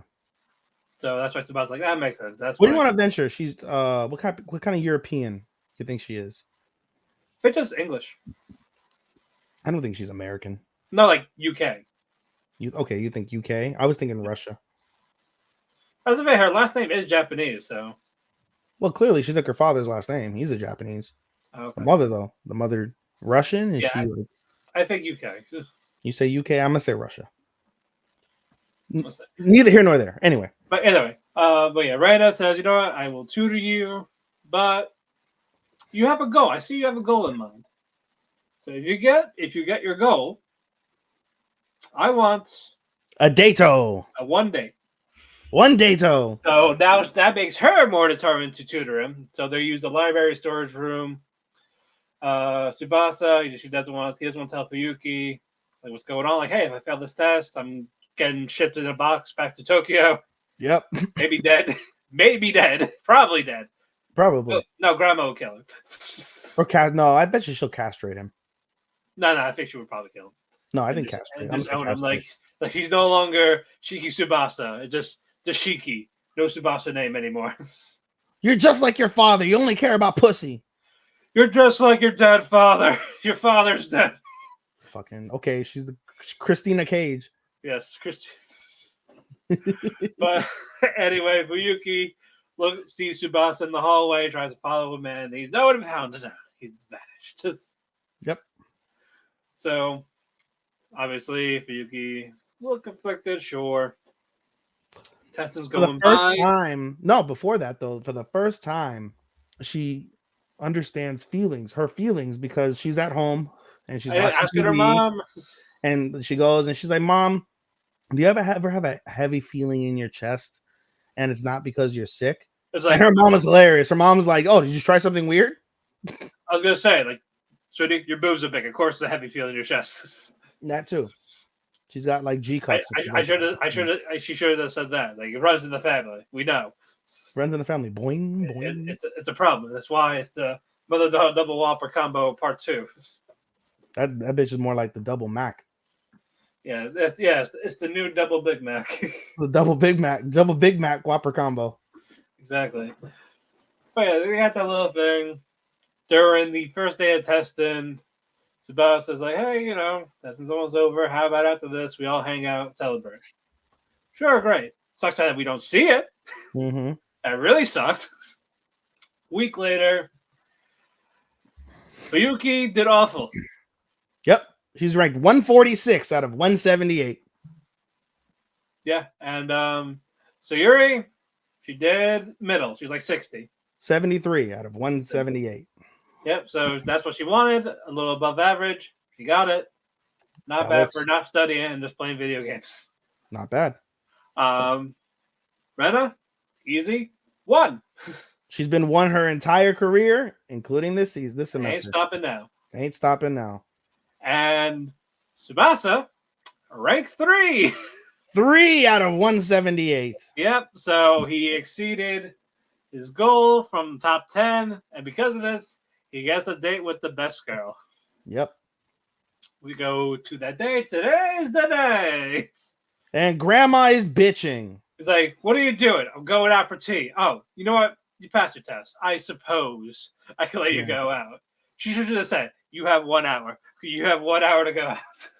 I'm just surprised she's not like, when you're done, pull your pants down in front of me so I can see. Yes. I'm sorry she didn't put it would not surprise me if this was a different type of anime if she would put a chastity cage on him. Nah, she seems way too traditional for that. I mean, she may not know what that means. I saw, speaking of that really quick, I was laughing my ass off. I don't know if I shared this in the group or I don't know if it was you or don't exactly remember where it was, but somebody had a review of a chastity cage. Somebody put an Amazon review of the chastity cage. It said, this is such a lifesaver for my son. He's 13 and he's going through like his desires, but nope, not on my watch. I put this cage on him and now he's doing phenomenal. He's counting down the days, 5 years, until he's able to take the cage off and go into the seminary. God bless this cage. But anyway, that's a white person. Anyway, it's a white person, Matt. I know. You're fucking people, dude. Come on. I hate white people too, and I'm white. Like I hate my own kinds for God's sake. Tsubasa, he dresses nice, and Rena, beautiful. Absolutely gorgeous in a pink kimono. Gorgeous. Yes, gorgeous, honey. Yes. Gorgeous, exactly. Yes. So slay. They go exactly. She's slaying. Slay, bitch. Yeah. Slaying the kimono. They're hanging out. They're talking. They're walking. Of course, Fuyuki's mother. She texts like a teenager to her daughter. Hey, squeeze! No, emergency! I'm out of the Whopper combo. Fix this. Yes. Fix this so I can be back in the relationship. And Fuyuki, for her part, she's been really depressed because she misses Tsubasa and she also flunked her fucking test awfully. Yeah. So she feels genuinely bad. And as she wakes up out of her like depressed slumber and sees, your dude's fucking with another chick. Fix it. Yes, fix. And she said, hey, Bob, why don't you mind your fucking business? What is Dad not putting out? Yeah, like, I didn't know you were into 16-year-old boys. Fuck. They're out there. Fuck, Mom. They're out there. But dun. Shit. The episode ends with Fuyuki saying, "Nani?" Like, instead of just jumping to conclusions, just go, hey. But nah. After that, Rena can have him. Bro, Rena's best fucking girl. Exactly, 100%. 100% best girl. Absolutely, just an episode and a half. That's it. Moving on, Tomozaki. A good episode. Really good episode. Picking it off, it's a school fair, and fucking Takahiro, very smoothish. Not Oh, he's got the riz, bro. A little unhinged at the beginning. He kind of was, but very persistent. He still played it cool, safe landing. Like, oh, I'm looking for my friend. If I had your number, if you let me know, we can communicate. We can find the friend. Yep. And then fucking Tomozaki's like you like Aoi, right? I said, why are you doing this? Cause, bro, We'll was not guaranteed. we'll get that. Yeah, we'll get that in a bit. But while talking to these girls, he actually able to complete the next task, which is get a picture of him in glasses. Because one of the girls came with like that little prop with the nose and the glasses. With the mustache. Yeah, the whole shebang. Takes a picture, and he's holding the two girls in both arms. Big pimping. Big pimping. It's on Tomozaki's Instagram because of it, even though he's not in it. But anyway. And we have the conversation with Tomozaki talking about this I really liked. Yes. And they talk about like why like, guys, so what do girls think they like? Or like, well, like like the confidence and all that, able to communicate. Like, oh, like you said, all correct. You're missing one thing. Also being attractive. Being attractive gives you those things. It makes you cool. It makes you collective. It makes you all this. Well, we all knew already. Being hot gives you pussy. Shallow, but yes. Inaccurate? I say in a shallow sense, yes, you're not wrong. But I'm saying, I get it. They, like it is a shallow way of doing it, but it's also the correct, especially people that age. Of course.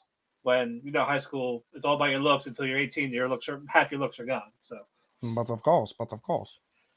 But even Takahiro talks to when he talks to Tomozaki, like you've been very confident. Like he's actually like giving him like this pep talk to like how much he's grown. And he has like, and that's how you talk to women. And he's a great friend. Honestly about it, great friend. So that was a nice confidence boost Tomozaki needed. Yep. Not the last one he'll get though. Right. He'll get more. And there is one more task. Take a selfie with Fuka. And they're talking about the scripts and what they think. Like, they got to figure out what rehearsals are going to be. And all of a sudden, there's always like, oh, would you like a selfie? Hold up the script. Sit next to each other. Nice little cute. A little flustered, sure. But he got all the tasks done. He shows Aoi his report card. Very good job. And she just gets right to it. All right, so you still didn't tell me what two do you want to date for the festival? It leads to a very kind of important scene for him near the end. Yes. But we'll get there. But before that, though, Tomozaki actually asks, like, why are you actually doing this? Like, well, Tomozaki, you said... I'm a sore fucking loser. Yeah, basically. I'm a sore loser. You said people can't change no matter what, and I took it personally. Yup. So that is what it is. Even though Tomozaki in his head like, bullshit. That's what you want to tell me. But there's more to it. Sure. And then she said, you know what? You have till tomorrow, basically, more or less, to find two girls you want to date. No ifs, ands, or buts. Fuka has a problem with the ending of her script. That there's two people that she has for the protagonist to choose from. And she doesn't know who to make him pick and what happens to the one that doesn't get picked. And exactly what's going on with Tomozaki right now. And Fuka asked Tomozaki, what would you do? And Tomozaki, I really cannot decide. That's something I really... And he gets into a large spiel, and at the end of the spiel, it all surmises to how he's been his entire life. Like, I don't deserve to be picked, let alone someone will pick me. Yeah, it's like I've been a quote-unquote bottom-tier character this entire time, and do I have the right to be cocky picking two girls, picking two people? Yeah. And so that's why... So he still has that confidence issue. Sure. Fine. So he disappoints Fuka saying, I really cannot tell you. I'm not the best person to ask for this. I am sorry. She specifically asked, like, do you like anybody? That was actually the thing that was really like... Yeah. eye-opening. Not like, what would you do if you were me, or what do you think about this? So Like, they do just a simple. Do you like someone? do you like a girl? Do you like boys? Well, No, didn't ask that. I like, wouldn't. well, but doesn't really straight. No straight answer. But it's typical of Tomozaki. But Yeah. at the same time, it's appreciative because he's very pragmatic with his with his thoughts. Always been in these situations, as he doesn't want to overstep. He doesn't want to like screw himself or anybody else around him. Right. Doesn't want to hurt anybody. No. With his own thoughts, which is fair. Sure. Go separate ways. Tomozaki's kind of upset, and Minami sees this. Me. Minami sees this, goes up to him like, "Hey, brains!" But not before hesitating. And by the way, there was a scene earlier that you skipped over. Oh, that's right, the comedy thing. Basically, Mimimi goes up to Tomozaki and asks him to be part of like a comedy sketch with the track crew. And he's like, well, I'm not part of track crew. And she's like, don't worry about it. Track crew said I can like look without beyond the group. And so she's like begging him, and he's like, sure. And she keeps begging, and she's like, huh? Yeah, because she needs a straight man. Do you know what that is? Do you know what that is in comedy? No. Basically, a straight man is someone that does not break character, like no corpsing. Builds the jokes, keeps the tone. It's like so Jay Uso will never be a straight man. Yes, it's Abbott and Costello. Basically, yeah, just keep it cool, keep the thing, but you still have quips. That's a straight man. Yeah. Makes sense. So that's what he does to her anyway. So exactly. But she what's it called? But she said that what's it called? That damn, what was I gonna go with that? Oh, she got like conflicted because of the fact that she was like, who's Gumi when she heard Mizusawa and yeah, it's like, oh, it's coworker from the karaoke thing. Oh, but she's like, huh. But anyway, she sees Tomozaki's upset, but like that's why she hesitated to go to him. Eventually does. Yeah. They talk and all this. And there's something she said. Like, I don't like that you are down on yourself type of thing. Yeah. No, by the way, I forgot. My nephew texted me about something. What's it called? Before the conversation happened, she looks at Tomozaki, notices like the slumped shoulders, and she's about to go do the whole brain. And then she pauses and she looks and she feels conflicted. Before this whole thing starts, she's battling internal feelings for what's it called? For him. And it's fascinating from that perspective. The body language that's being like portrayed, it's a telltale, and it's very fascinating to me.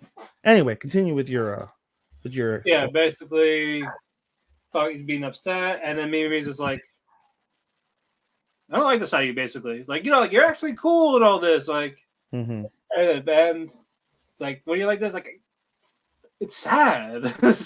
And it's like that's how you are, how you've been. Like that's what I like about you. Like, and then Tomozaki's like me. Like no, you think you thought I meant that? Like, ha, I did, basically. And Tomozaki's like, what? And he was waiting for a psych, like say psych again. She just openly admitted her feelings to him. And walked off. Fucked off. But like, no, see you tomorrow. Yeah, she ran away. But as she ran away, they've zoomed in on her ears, and you can see her ears turn slightly pink as she runs away. She's getting so flustered. It's adorable. No, very good ending. She's to me, she's the best girl, but she won't get picked. So I know. I still love Fuka too. I'm okay with either one of those two. Yeah, I don't want Aoi. No, I again, after how things have been, especially near the end of the light novel, I'm convinced it's not going to happen. Yeah. Oh, because you've been reading the light novel. No, I know of it. Oh, okay. And it's just with how it's going, it seems like that's not going to be a relationship. Yeah. Which is fine. I don't want that. Yeah, it makes sense. But moving on, we got two more ROMs. Danger's in My Heart. You liked the episode more than I did. I didn't think it was a bad episode. I just didn't like it as much as you did. You weren't crazy about it. Me and Starman and Chris loved it. Yeah. I did disagree that I loved last week better than this week. I know Starman said if he wasn't born, he said this would have been the episode of the week. You know what? I think ending wise, sure, but I think episode as a whole last week I liked a lot more. It was way better. Especially if it was more of the growth of Ichikawa.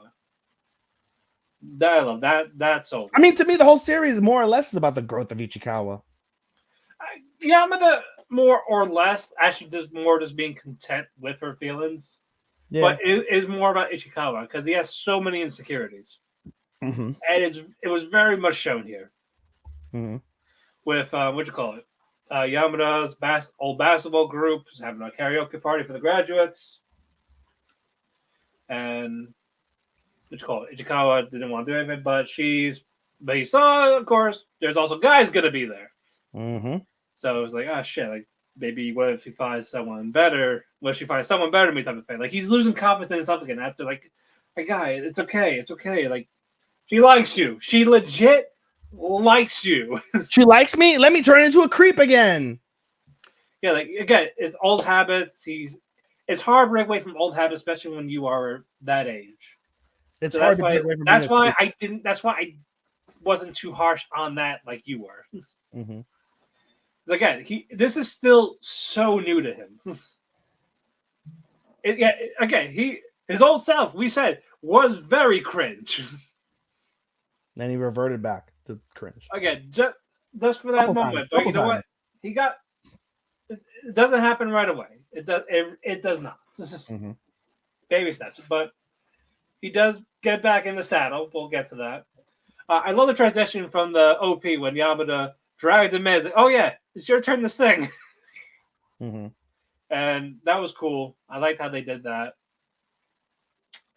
But let's call Yamada calms down a bit. But this is where, the next part, double dates with what are those two names? Well, let me look for them.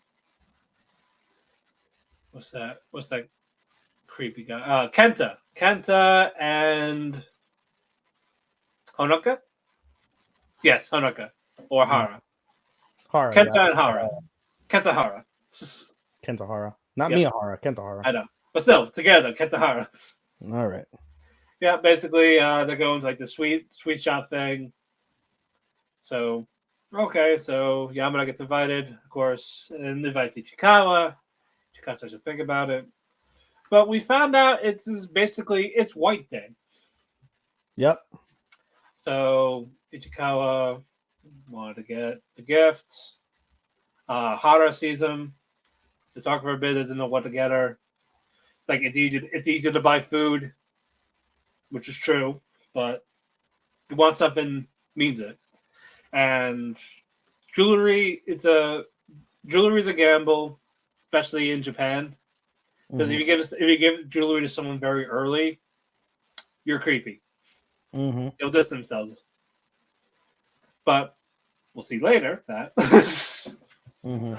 But that happens. Hara, as soon as Hara puts on the hat, saying, "What do you think?" Say, "Oh, that looks cute." Like, I think it would look cute. Yamada was behind. First misunderstanding of the day. And Kenta also heard this. And he's just, koi. Koros.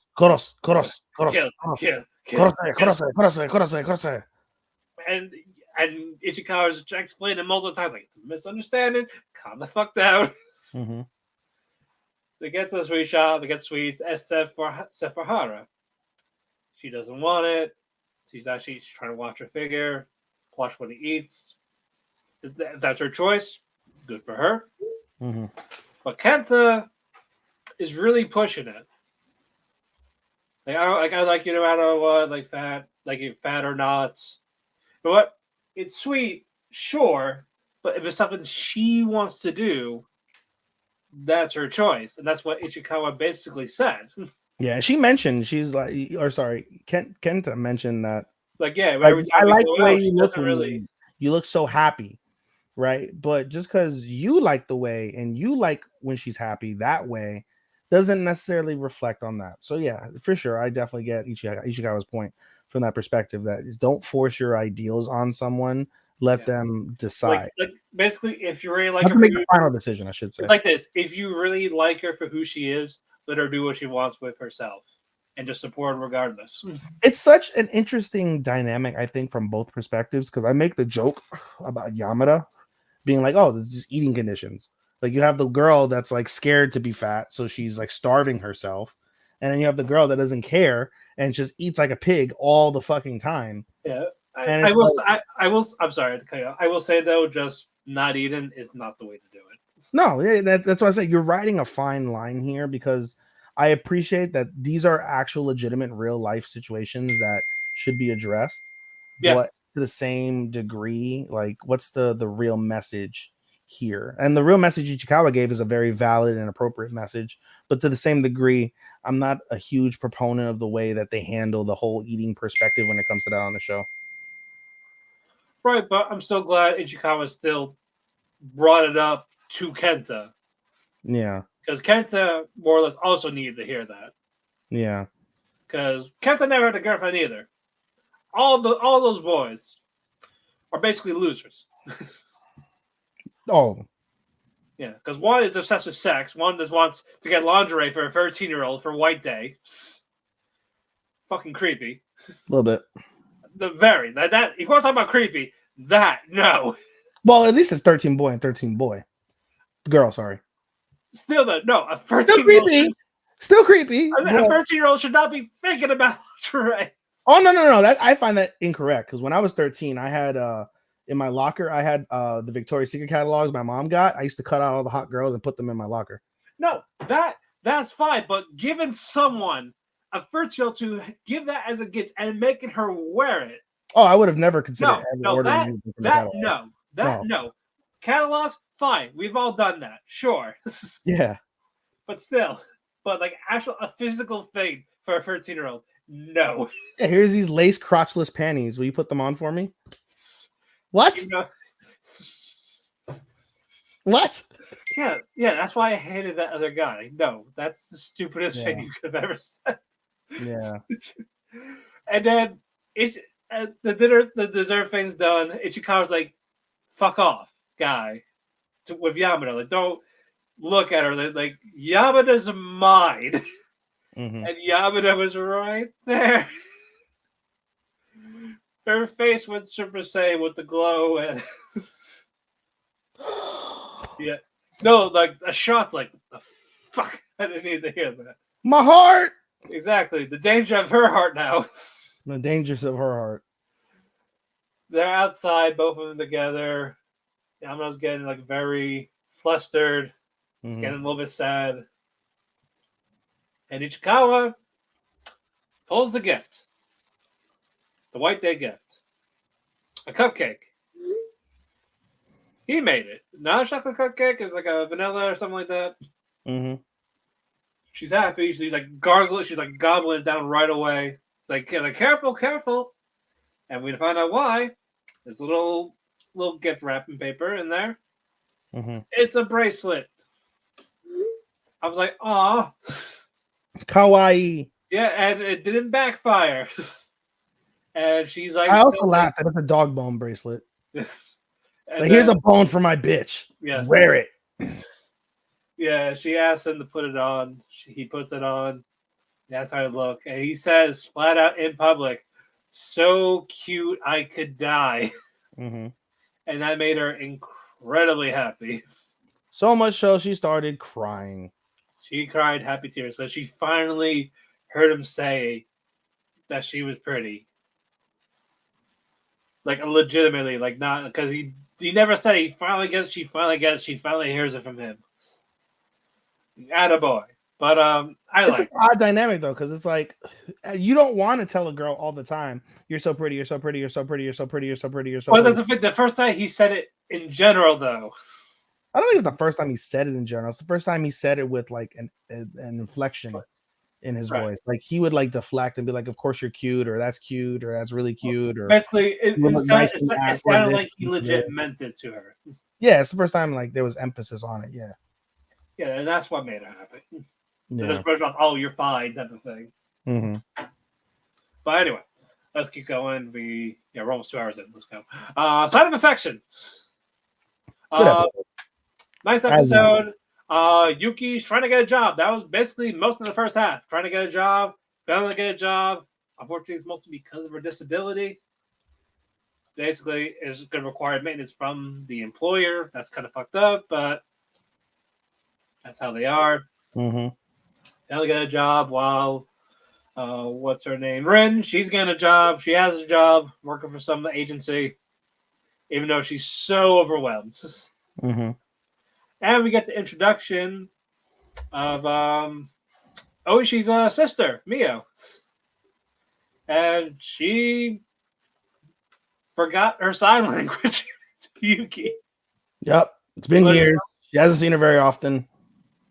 And hasn't picked up on it. So Oishi just scolds his own sister. Yep. And she has to ask things. Okay, so all right, fine. Tell me, dear brother, why are you still doing it then? Is it to get laid? Because it's clearly not working. No, it turns out he actually wants to be an interpreter. Yeah. So, you know what? That's nice. Cool. I respect that. It was probably the first idea to get to Yuki, maybe, after helping her, loving her, sure, but ain't going to work. Mm-hmm. She likes the bad boy. She likes the traveler. But in any case, Mio sends a text to Yuki. Like, you're in love, aren't you? And she How'd you know? I see it on your face. It's not my brother, though, but clearly you're in love. No, she doesn't know that. I know, still. But anyway, Yuki's on the train. It's like, man. Also, while it's going on, Itsumi, he sends texts here and there, not often. We'll hear from like a couple weeks at times, a couple days. Random pictures, ask for a sign language video. He's having a great time. Okay, cool. Yep. Do you? Playing with the kids in Cambodia. Yep, Cambodia, having a drink with a guy in fucking Thailand or something. India, I think it was. Yeah, India, sorry. Like having a beer in India with a random stranger. On the train, she's like, man, she's thinking about Itsumi. And all of a sudden, bing. By the way, I'm back in town. Where are you? You want to meet up? Want some food? Yes. Want to eat? I like when you eat. Yes. You look so pretty when you eat. But Yuki gets so happy. She gets off the train. And Itsumi is rocking a tad. Yep. And he does a sign saying, can I hug you? Okay. Train tracks come up. Have you picked up, by the way, on some of the sign language? A little bit, yeah. A tiny bit myself, yeah. Yeah. But anyway, as she's going for the hug, he kisses her. Yep. Her first ever kiss. And it was an unexpected one. And she's like, she's getting flustered, like, what? I thought it was okay. And she's like, oh. He didn't say hug. Yeah, she misread the hand. It wasn't hug, it was chew. Yeah. But they're all fine. They're having the dinner thing. Nice little date. She mentioned about getting a job sucks. Doesn't happen. And Itsumi says, oh, by the way, I want to introduce you to my friend. If you're cool with it, would you like to meet him? First, Yuki gets a little nervous about it. But Itsumi's like, you know what? Forget it. We don't have to if you don't want to. If you're not comfortable, fine. Yep. But Yuki changes his mind. Like, you know what? I would love to meet him. If you've been talking about meeting other people, sure, I would love to. Yuki's like, all right, hold my hand. And if you want to leave, just squeeze it. We'll go right away. He's being respectful. Okay, cool. Knock on the door. It's Shing, the designer, hairdresser. Yep. He opens the door. like Yuki doesn't recognize it. Like she's seen him, but like when he's not in work mode, is like this slouch, calm. Like, oh yeah, you probably saw him when he was like this. Yeah, This is how he actually is. chill. Yeah, and he's like, oh, who's this? And then Nagi Itsumi puts They're her arm holding around hands, her. by the way, this whole time. The whole time they're holding hands. Yeah, and now all of a sudden just puts his arm around her. This is my girlfriend. Girlfriend? Yeah, it's like what? Nanny? I thought you don't date. Right? I thought you like boys. No, like, I thought you like. What about Emma? Shaking my But head. yeah. So judging from the preview from the credits, looks like we're gonna get a little background on the friends. We'll probably see why. I always go blind, so I didn't see that. But No, like it happens in the middle of the credits. The preview. oh, Yeah, that's how they do it. mm. It's not like on the next episode. No, it's like during the middle of the credits. Oh, Yeah. It looks like it's great. We're gonna have background on the free friends and why Emma wants to ruin his life. mm-hmm. But the nice ROM hour. I like the ROMs. They're so solid. They are. This week, Signs won, in my opinion. I gave it to it a little bit because of the kiss. I gave it because of just the way that they're progressing. That too, but I'm saying like it was more for that. It's like an actual romance sense. Yeah. But like I said, we'll find out what happens next week. We got 3 more. All right. Solo leveling. Great episode. Great episode. No new episode next week, by the way, guys. Nope. It's a recap. Boo on recap. We got kind of. I guess he's going to be our antagonist. The brother. I don't think he's going to be the premier antagonist. But I'm saying for this season. Maybe not even for this season, because they mentioned basically that they're like, oh, if I kill, like, so he goes into a conversation with his whole assistant. He's like, if I kill somebody overseas, what'll happen? They're like, well, it depends. If they have an extradition treaty, you'll stand trial there. If they don't, you'll stand trial here. Basically, he's like, how's my schedule? You're busy for a while. Okay, well, when I'm not busy, let me know. So I'll kill him. I'll kill him when he's not busy. Yeah. Yeah, Dong Su Huang. Yes. Or Greed, but we'll get to that. Anyway, his goal is to kill Jinwoo and the other guy for killing his brother. Yep. And Jinwoo gets he gets a meeting with what's the guy's name? I know these Korean names are too much. Jinwoo. Who's on first?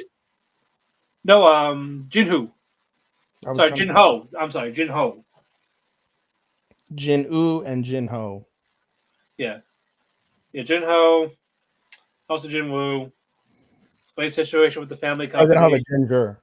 Yes. But he's playing a situation with the company. Or gin and juice. No.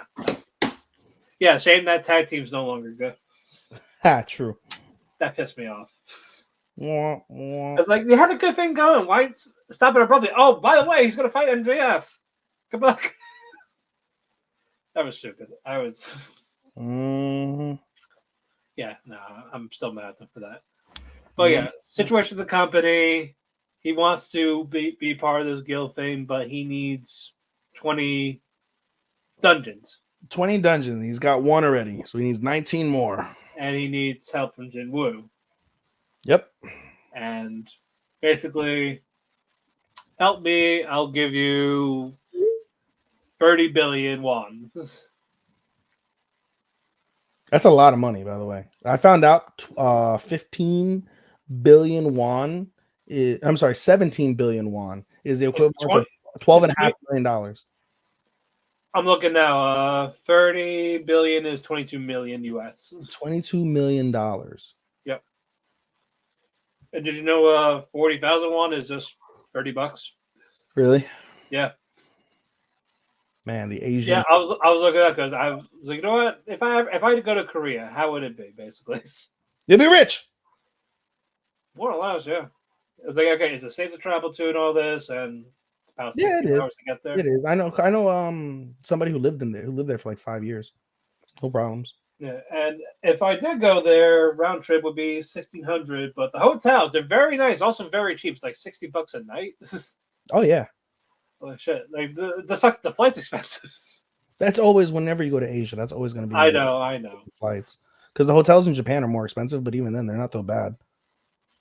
Yeah, no, yeah, I think I spent about $2,000 on myself for a flight and hotel. Yeah, basically, like Well, that was 10 days, but in Japan, like my my brother-in-law and my nephew stayed at like this the equivalent of like a B&B in Japan, and it was like I think $1,200 for like a week. right. So, But and anyway, Jim was like, you know what, that's a lot of money. That can help out my mom. Also, before this, though, during his training,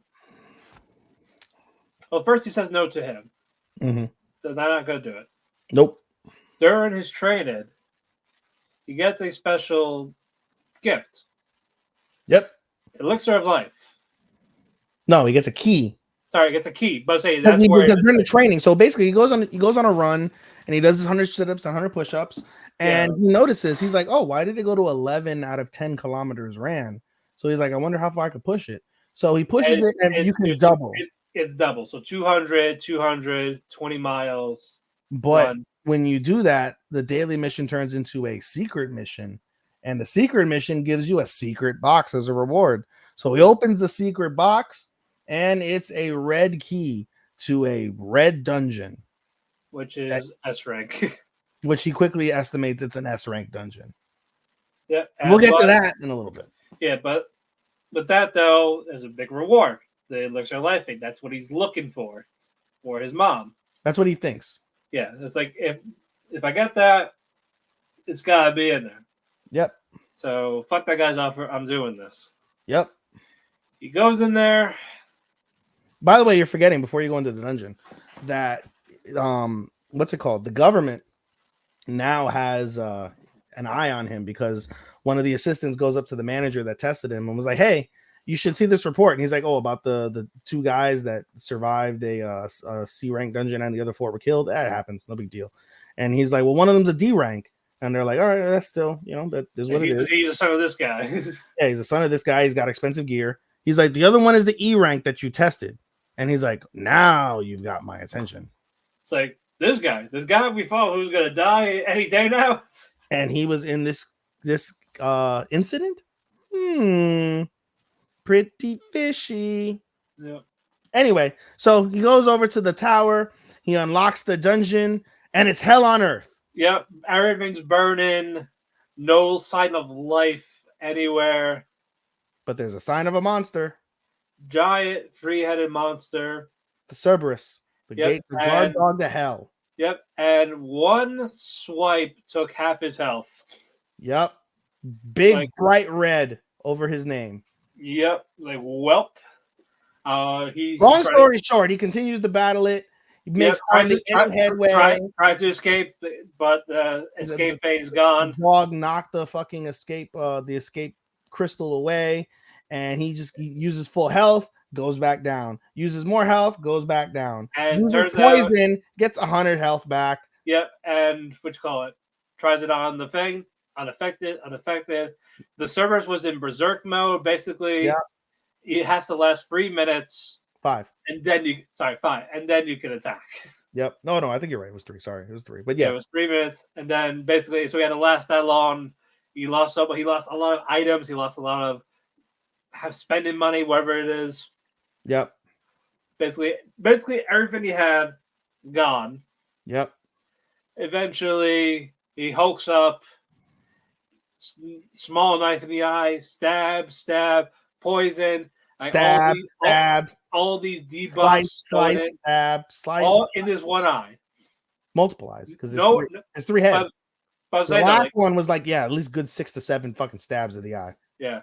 And it's raining blood. Raining so much it puts out the fire. Yeah. So no stab to the brain or heart, just the eyeball. Just the eyeball. But as Marte explained, is he did a bunch of debuffs with the poison and all that. And, fine, Yeah. that makes sense. But if that didn't happen, that would be bullshit. It would be bullshit, but it's anime. Yeah. Jinwoo is now like he leveled up like 5 times. And he gets a reward. The ingredients to make the thing. Yep. But you have to find them here. Yep. They're in the dungeon, and They're there's in the building. They're in that burning building. Yep. You got to go into the burning building, and he's like, "I'll do that a different day." Yeah. End But episode. I do have the thing. So Yep. okay, cool. Did he find the crystal? They should have shown him finding the crystal. Been like, "Oh, there it is." Yep. Yeah. At least he got it. Yeah. But anyway, let's move on. Co-main. We're giving the last 2 for Spall because both of them were fucking great in their own rights. Yep. Korean. Freeing is the co-main. Yep. It's time for the second test. And what's her name? Hold on. Let me find it real quick. Siren, I think.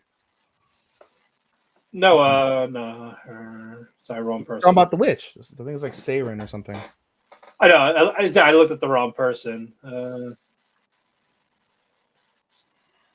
Sensa. Mm-hmm. Yeah, she explains second to it. Basically, it's simple. Mm-hmm. Go to the dungeon, explore the dungeon, Mm-hmm. go to the lowest level. Do that. You have until sunrise. Mm-hmm. If whoever is in the lowest part of the dungeon advances. So it could be anybody. All of you or none of you. It depends. Yeah, but you basically you can approach it any way you want, however you want. It's all up to you. But this dungeon has never been cleared ever before. Yep. And if you want to get out, open the glass thing, golems come out. That's it. They'll It'll take you to safety. Yep. The golems will be fine here. They'll take you out. And Spoiler alert, we do see somebody do that when they're about to get pinched to death by some spikes. Yeah, unfortunately that happened. Duncan was the only one with the great idea of we could all go together. Yeah, all of us together. Yeah. We all assign roles. And you know what? Yeah, it doesn't say every man for themselves. No. It just says, just go down there. Yep. Come back alive. And one guy's like, you know what? Fuck that. I'm going myself. And then a bunch of people proceed to go in teams of 1 or 2. A couple. Also didn't like that the 2 girls, Kane and Lauren. Yeah, I expected they didn't look at Freen or anything and go, hey, I expected the 2 girls to go with Fern and Freehan. Like, they were hanging out yesterday. Yeah. Like, what the fuck? Yeah. Yeah, the Freehan tells Farron, oh, let's go, because no one wants to do it. It's already too late now. Half the people are gone. Yep. And Stats is like, can I come with you guys? Okay, sure. Sure. Why not? Just don't do Don't anything. get in our way. And that's the other thing she said too. That she's like, I will not interfere, nor will I help you. Yeah, because it's not our test. Yeah. Eventually, Duncan gets his 2 members and 2 other people. No, he has a team of 5. Yep. Sure, cool. The 2 girls go together by themselves, so they should have gone with Freehan. Yep. Also, there's like no one. Like, there's a lot of mimics here. You know, like, no one's going to fall for this. It's a grimoire. Yep. Like Ferd. Let me tell you, I know it says it's a mimic, but that's a 99% chance. That 1% could be something else. And Is it? Nope, mimic. Mimic. And she's like, it's scary, it's dark. Fucking her ass is out, like, help. She's like, oh, well, how do you get out normally? I blow them up from the inside, but I don't want to get frills in my hair. Yeah, so basically, yeah, Fern's trying to pull her out. Sense is like, I went with the wrong team. The idiots. Yep. But like, no, just push me in, because it'll choke. Yeah. She's saying, Bakadere. Yep, basically. And then Fern's like, I had enough of this shit. And Sense is talking to Fern, and he's like, why is... Like, Freya is so happy there. Like, why? Like, I don't get it. Yeah, you see her. Basically, they take a break, and then she's just going through a bunch of magic junk that she's acquired from the dungeon. Yep. Yeah, it could be worth a lot of money. So, or nothing. and they need money because she blew her stages because Fern wanted 5 boards of fucking pancakes. But No, fucking Freehan wanted 20 fucking steaks. it was most of the pancakes. It was the steaks, I'm gonna say. Yeah. Or both of them. Stark is the only normal one, clearly. Yeah, he got the omurice. Yeah, he got omurice. All right. A bigger portion, but it still got that. But yeah, it's not 20 steaks and 5 orders of fucking. I know, and pancakes. yeah, but Sense talks to Fern like, so why are you following her? Like, what's your ambition? Like, eventually, like, you're the most talented girl at your age I've ever seen, but you have no ambition. She had it, but she lost it. Yeah, Fern says, like, my whole goal in life was to be a proper mage to pay off a debt to somebody that cared about me. And once I did that, I had nothing to really care about. But really. but I do it free. I do it for free because I like seeing her happy. Like, Yeah, she's really happy for once in her life. But and they go into a story about basically Freehan loving dungeons, and she loves dungeons because Himmel loved dungeons, and you see like a backstory with Himmel and them talking about grimoires and the first dungeon they ever went to and stuff like that.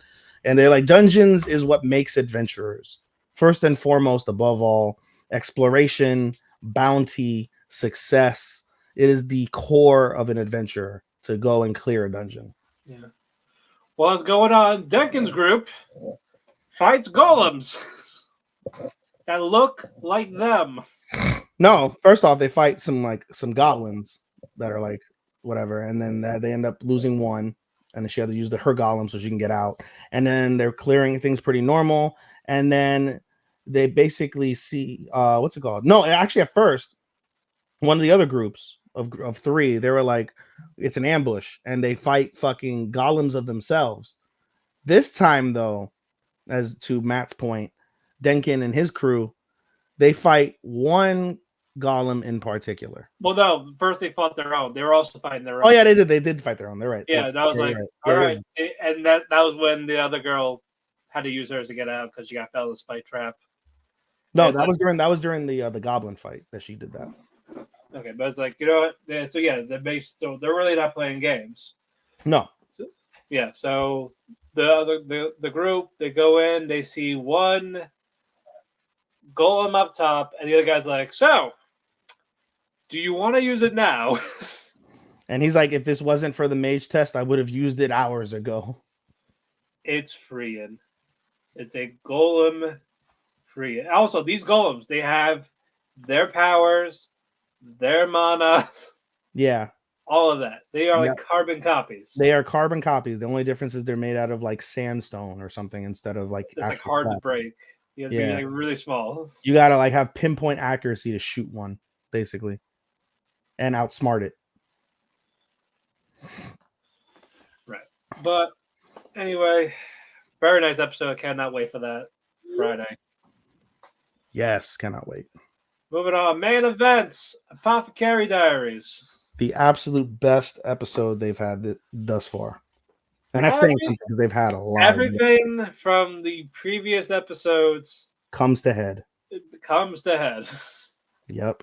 Mostly Mau. Who approached Mau for help? Not Gaoshun. The other one. The other one. So with a T, I think. Hold on.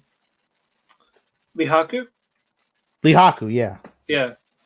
Yeah, basically talk about the coincidence that happened, and like they're like, well, like they're him like drawing stuff in the sand. Yeah. And I'm like, I'll say you're dead. Fucking Jinchi's like, that looks fun. I want to have fun. Yes. Why are you it's like, dude, that's creepy. Yeah, but keep in mind, actually, beforehand, we didn't know this until the very end of the episode. What's it called? Gaoshun tells Jinshi, like, hey, stop ignoring your work. No matter what you're feeling, stop ignoring your work. I know what you're thinking. And he's like, let me go over your itinerary. You have this big meeting for the day. Okay. That's it. That's all that said. Because fucking Lock-in got to, and then seeing Mama's face. Yep. But anyway, Jinshi has a task for her. In exchange, you get this ox. No, but first, no, you gotta go. This was after she explained what Lacan had, or not Lacan, what what's his name? Lock something? The guy just said Lihaku. Lihaku. Yeah, okay. So Lihaku Yep, Karen says it's such a great episode. It really was. Yeah. What Lahaku said, basically, everything to Matt said comes to head. We get basically somebody during the explosion stole some ceremonial equipment. Yeah. Don't know what the equipment is, but they stole the equipment. And so what's her face? Mau is like, who's the equipment manager? Are they an idiot? And they're like, well, it's a new guy. The previous one died last year. And they're like, well, what did he look like? They tell them like details. They're like, oh, that's Master So and So. Name I forgot. They're like, yeah, that's him. And they were like, okay, well, what about like so and so, like afterwards, something like regarding so and so. And they were like, oh, well, he's been in a coma because he was poisoned. It goes back to the previous episode. And yeah, it goes back to the previous episode. And so then you're like, okay, well, you know, and they're like, oh, well, who's the like attendant or something like that? And it's like tall woman that smells like herbs. As the girl she met last week. Yep. Whose name we forgot. Yeah. And they're like, well, all of these are pointing to a coincidence. And then she recalls what her father said. You can't speak in conjecture, basically. So she's like, all right, well, I'm gonna do some research. So she goes and she tells what's his face the story, Jinshi the story, and Jinshi's like, all right, well, you know, why aren't you excited? He's like, just not. And she's like, all right, well, I'll tell you what. If you do that, here's your ox ball, which is like a super rare, I guess, piece of like for medicinal anatomy. And she was like very happy, like jumping on the table. She was about to twerk on the table for this shit. Yeah, like, yes, I want it. Give it to me. All right, okay, calm down. You gotta earn it, but yes, okay. And boy, did she earn it. So she goes into like this art library, the archive. Yeah, goes to the archives, talks to the guy that's running it.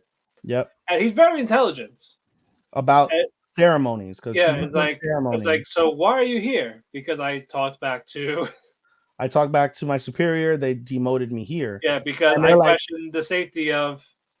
And yeah, she's like, oh, about like what's going on. So then they're like, yeah, like I question the safety of like this hanging, like not orb, like a hanging structure. I thought it was top. So it's like it's very heavy. It's very, very little supports. Like it could fall at any minute. Yeah, and then they're like, build. Goes back to the builders. Yeah. And then the builder. I was like, when is the next ceremony? Today. In a couple hours. Oh, dude. Yep. So Babel's running. She's like, nope.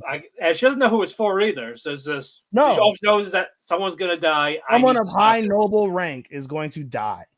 Yeah, and she's running. She goes she sees the guard. Guard blocks her. Says no, he cannot pass. She antagonizes the shit out of the guard to try and get through. Smacks her with the club. With a club, gives her a full-on concussion. Blunt object, bleeding. She's falling down the stairs. Fat face, swollen face. She slowly gets up. She's like, I can't pass out here. Yep, and somebody comes to her rescue. Her daddy. Lacan says, if you won't listen to her, will you listen to me? And Mamo knows, like, I'm not turning around. I know who it is. I'm not going to turn around. I'm just going to go. So eventually, Locke is like, if she's right, you're in a lot of trouble. And you're going to get disciplined. AKA beheaded. And it's like, go. Just go right now. So she fucking hauls ass. Also, before that, though, the mangaka even said he actually did get punished. The guard. Oh, wow. Lakin beat the shit out of him. Oh, wow. Yeah. Yeah, I mean, he fucking beat he clubbed his daughter. Yeah. So, he took that club, shined it up real nice, turned that son bitch sideways, and shoved it straight up his candy ass. Yeah. But, anyway, back to the show. Mama runs in, sees the guy's coming in, like, shit, I gotta get to him. It's about to fall. Yes, retribution. That's what it's all about. as soon as she tackles the guy, it falls down. Everyone's freaking out, like, what the fuck's going on? Mao Mao looks down at her leg. She is bleeding Yeah, profusely. like one of the pieces like cut her leg. Probably an artery. Yeah, and she looks up. It's Jinshi. She saved Jinshi, and then Jinshi just Jinshi is like, "What are you doing here? and she's What like, is going on?" and she's like, "Do I get the ox thing now?" And passes out And from he's like, her "Hey, concussion stay and with blood me." loss. Like, "Hey, stay with me. Come on, like, wake up." Yep. He's freaking out. He's getting upset. And he takes her. And you hear that insert song. Yep. Very sad. It set Yeah. the tone. He picked her up. Cradles her in his arms. Walks out very slowly. And the opposite by side step. of Lock-in.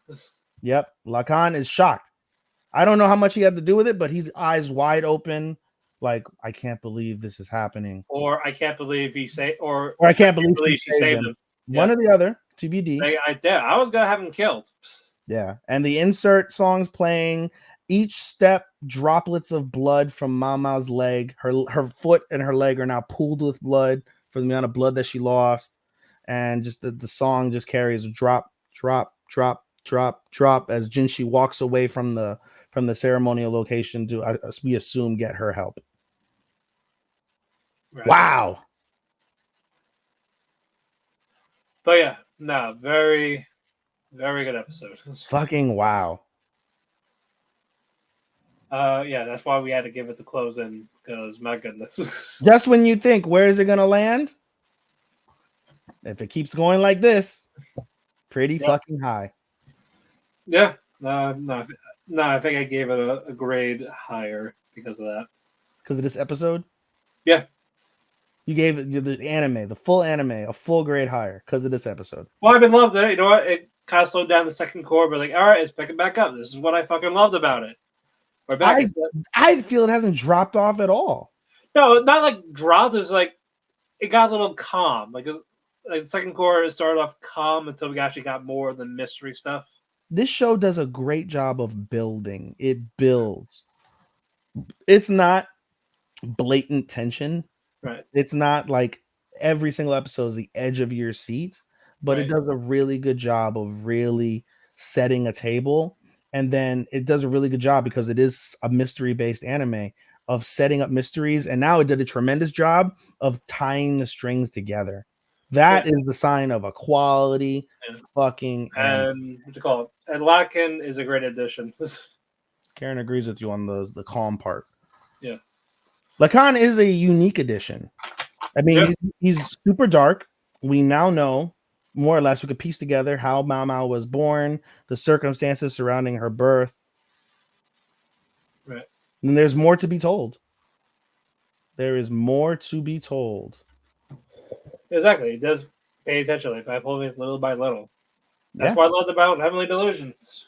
Yeah, Heavenly Delusions is another one. But no, I loved it. Very good. It's already a top show for me, but this was like their best episode. It went from being solidly in the top 10 and now solidly fighting for a 5. Right. Well, I'm not saying mine, so. But anyway, I agree. I loved it. Any closing thoughts? Like I wrote in the title, winter is thawing. Thawing means it's getting hotter. Getting hotter. It's hot episodes. So I'm okay, but you know what though? They're all still very fucking solid for the most part. Yeah, I can't think of I could easily think of my by at this stage, I could definitely think of my disappointment. Or two. But other than that, everything else just, solid. Everything solid. What's carried over, solid. Like that top 13 is gonna be rough. Oh yeah, no. It's gonna be very rough. Top 13. With that, the cafe is closed. Yes. Follow me on Twitter at DemonPhoenix12. Follow me at Twitter, Showstopper24, and follow us on Instagram at AnimeDaisuke24. Follow our fate at Otaku Cafe Anime. We also have a link tree for wherever you listen to your favorite podcast, whether it's Spotify, Amazon, Apple Music, iHeartRadio, wherever the podcast you listen to, we're there. You can also find the video replay on YouTube. Twitch. What? And Twitch. Or Twitch if you want to watch a podcast on Twitch for some reason. But it's better than watching fucking little kids play fucking games. Yeah. The streamers are weird now, but the audience is fucking weird. I'd much rather watch us than watch Kai fucking Sinet or like Alden Ross or whatever the fuck his name is. Right. But we also want to thank Sean, our editor. We want to thank W2 Network and Share Radio for hosting us on their platforms. Follow them at W2 Network and at Share Media. Always use your head. We'll be back next Friday with the Great Pretender movie review. Again, no soul leveling and potentially no Witch and Beast. But we'll have some that are like the 2 episode reviews, like the Thursday ones. And I have no Thursday one, so other than Witch and Beast. Well, I do. I got Chain Soldier and Witch and Beast. But anyway, guys, we will see you next Friday. Oyasumi and good night. Gocho sama desta, minasan. Sayonara.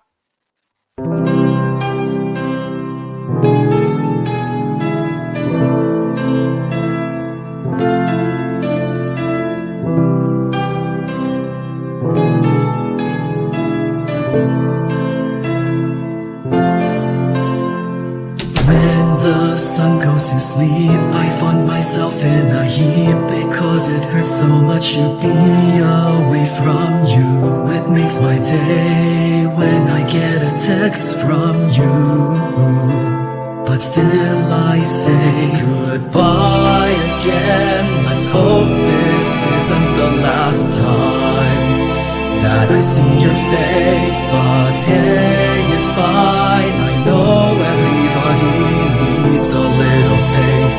There's no one to blame. Goodbye again. Let's hope this isn't the last time that I hear your voice, but it's your choice. I can't keep you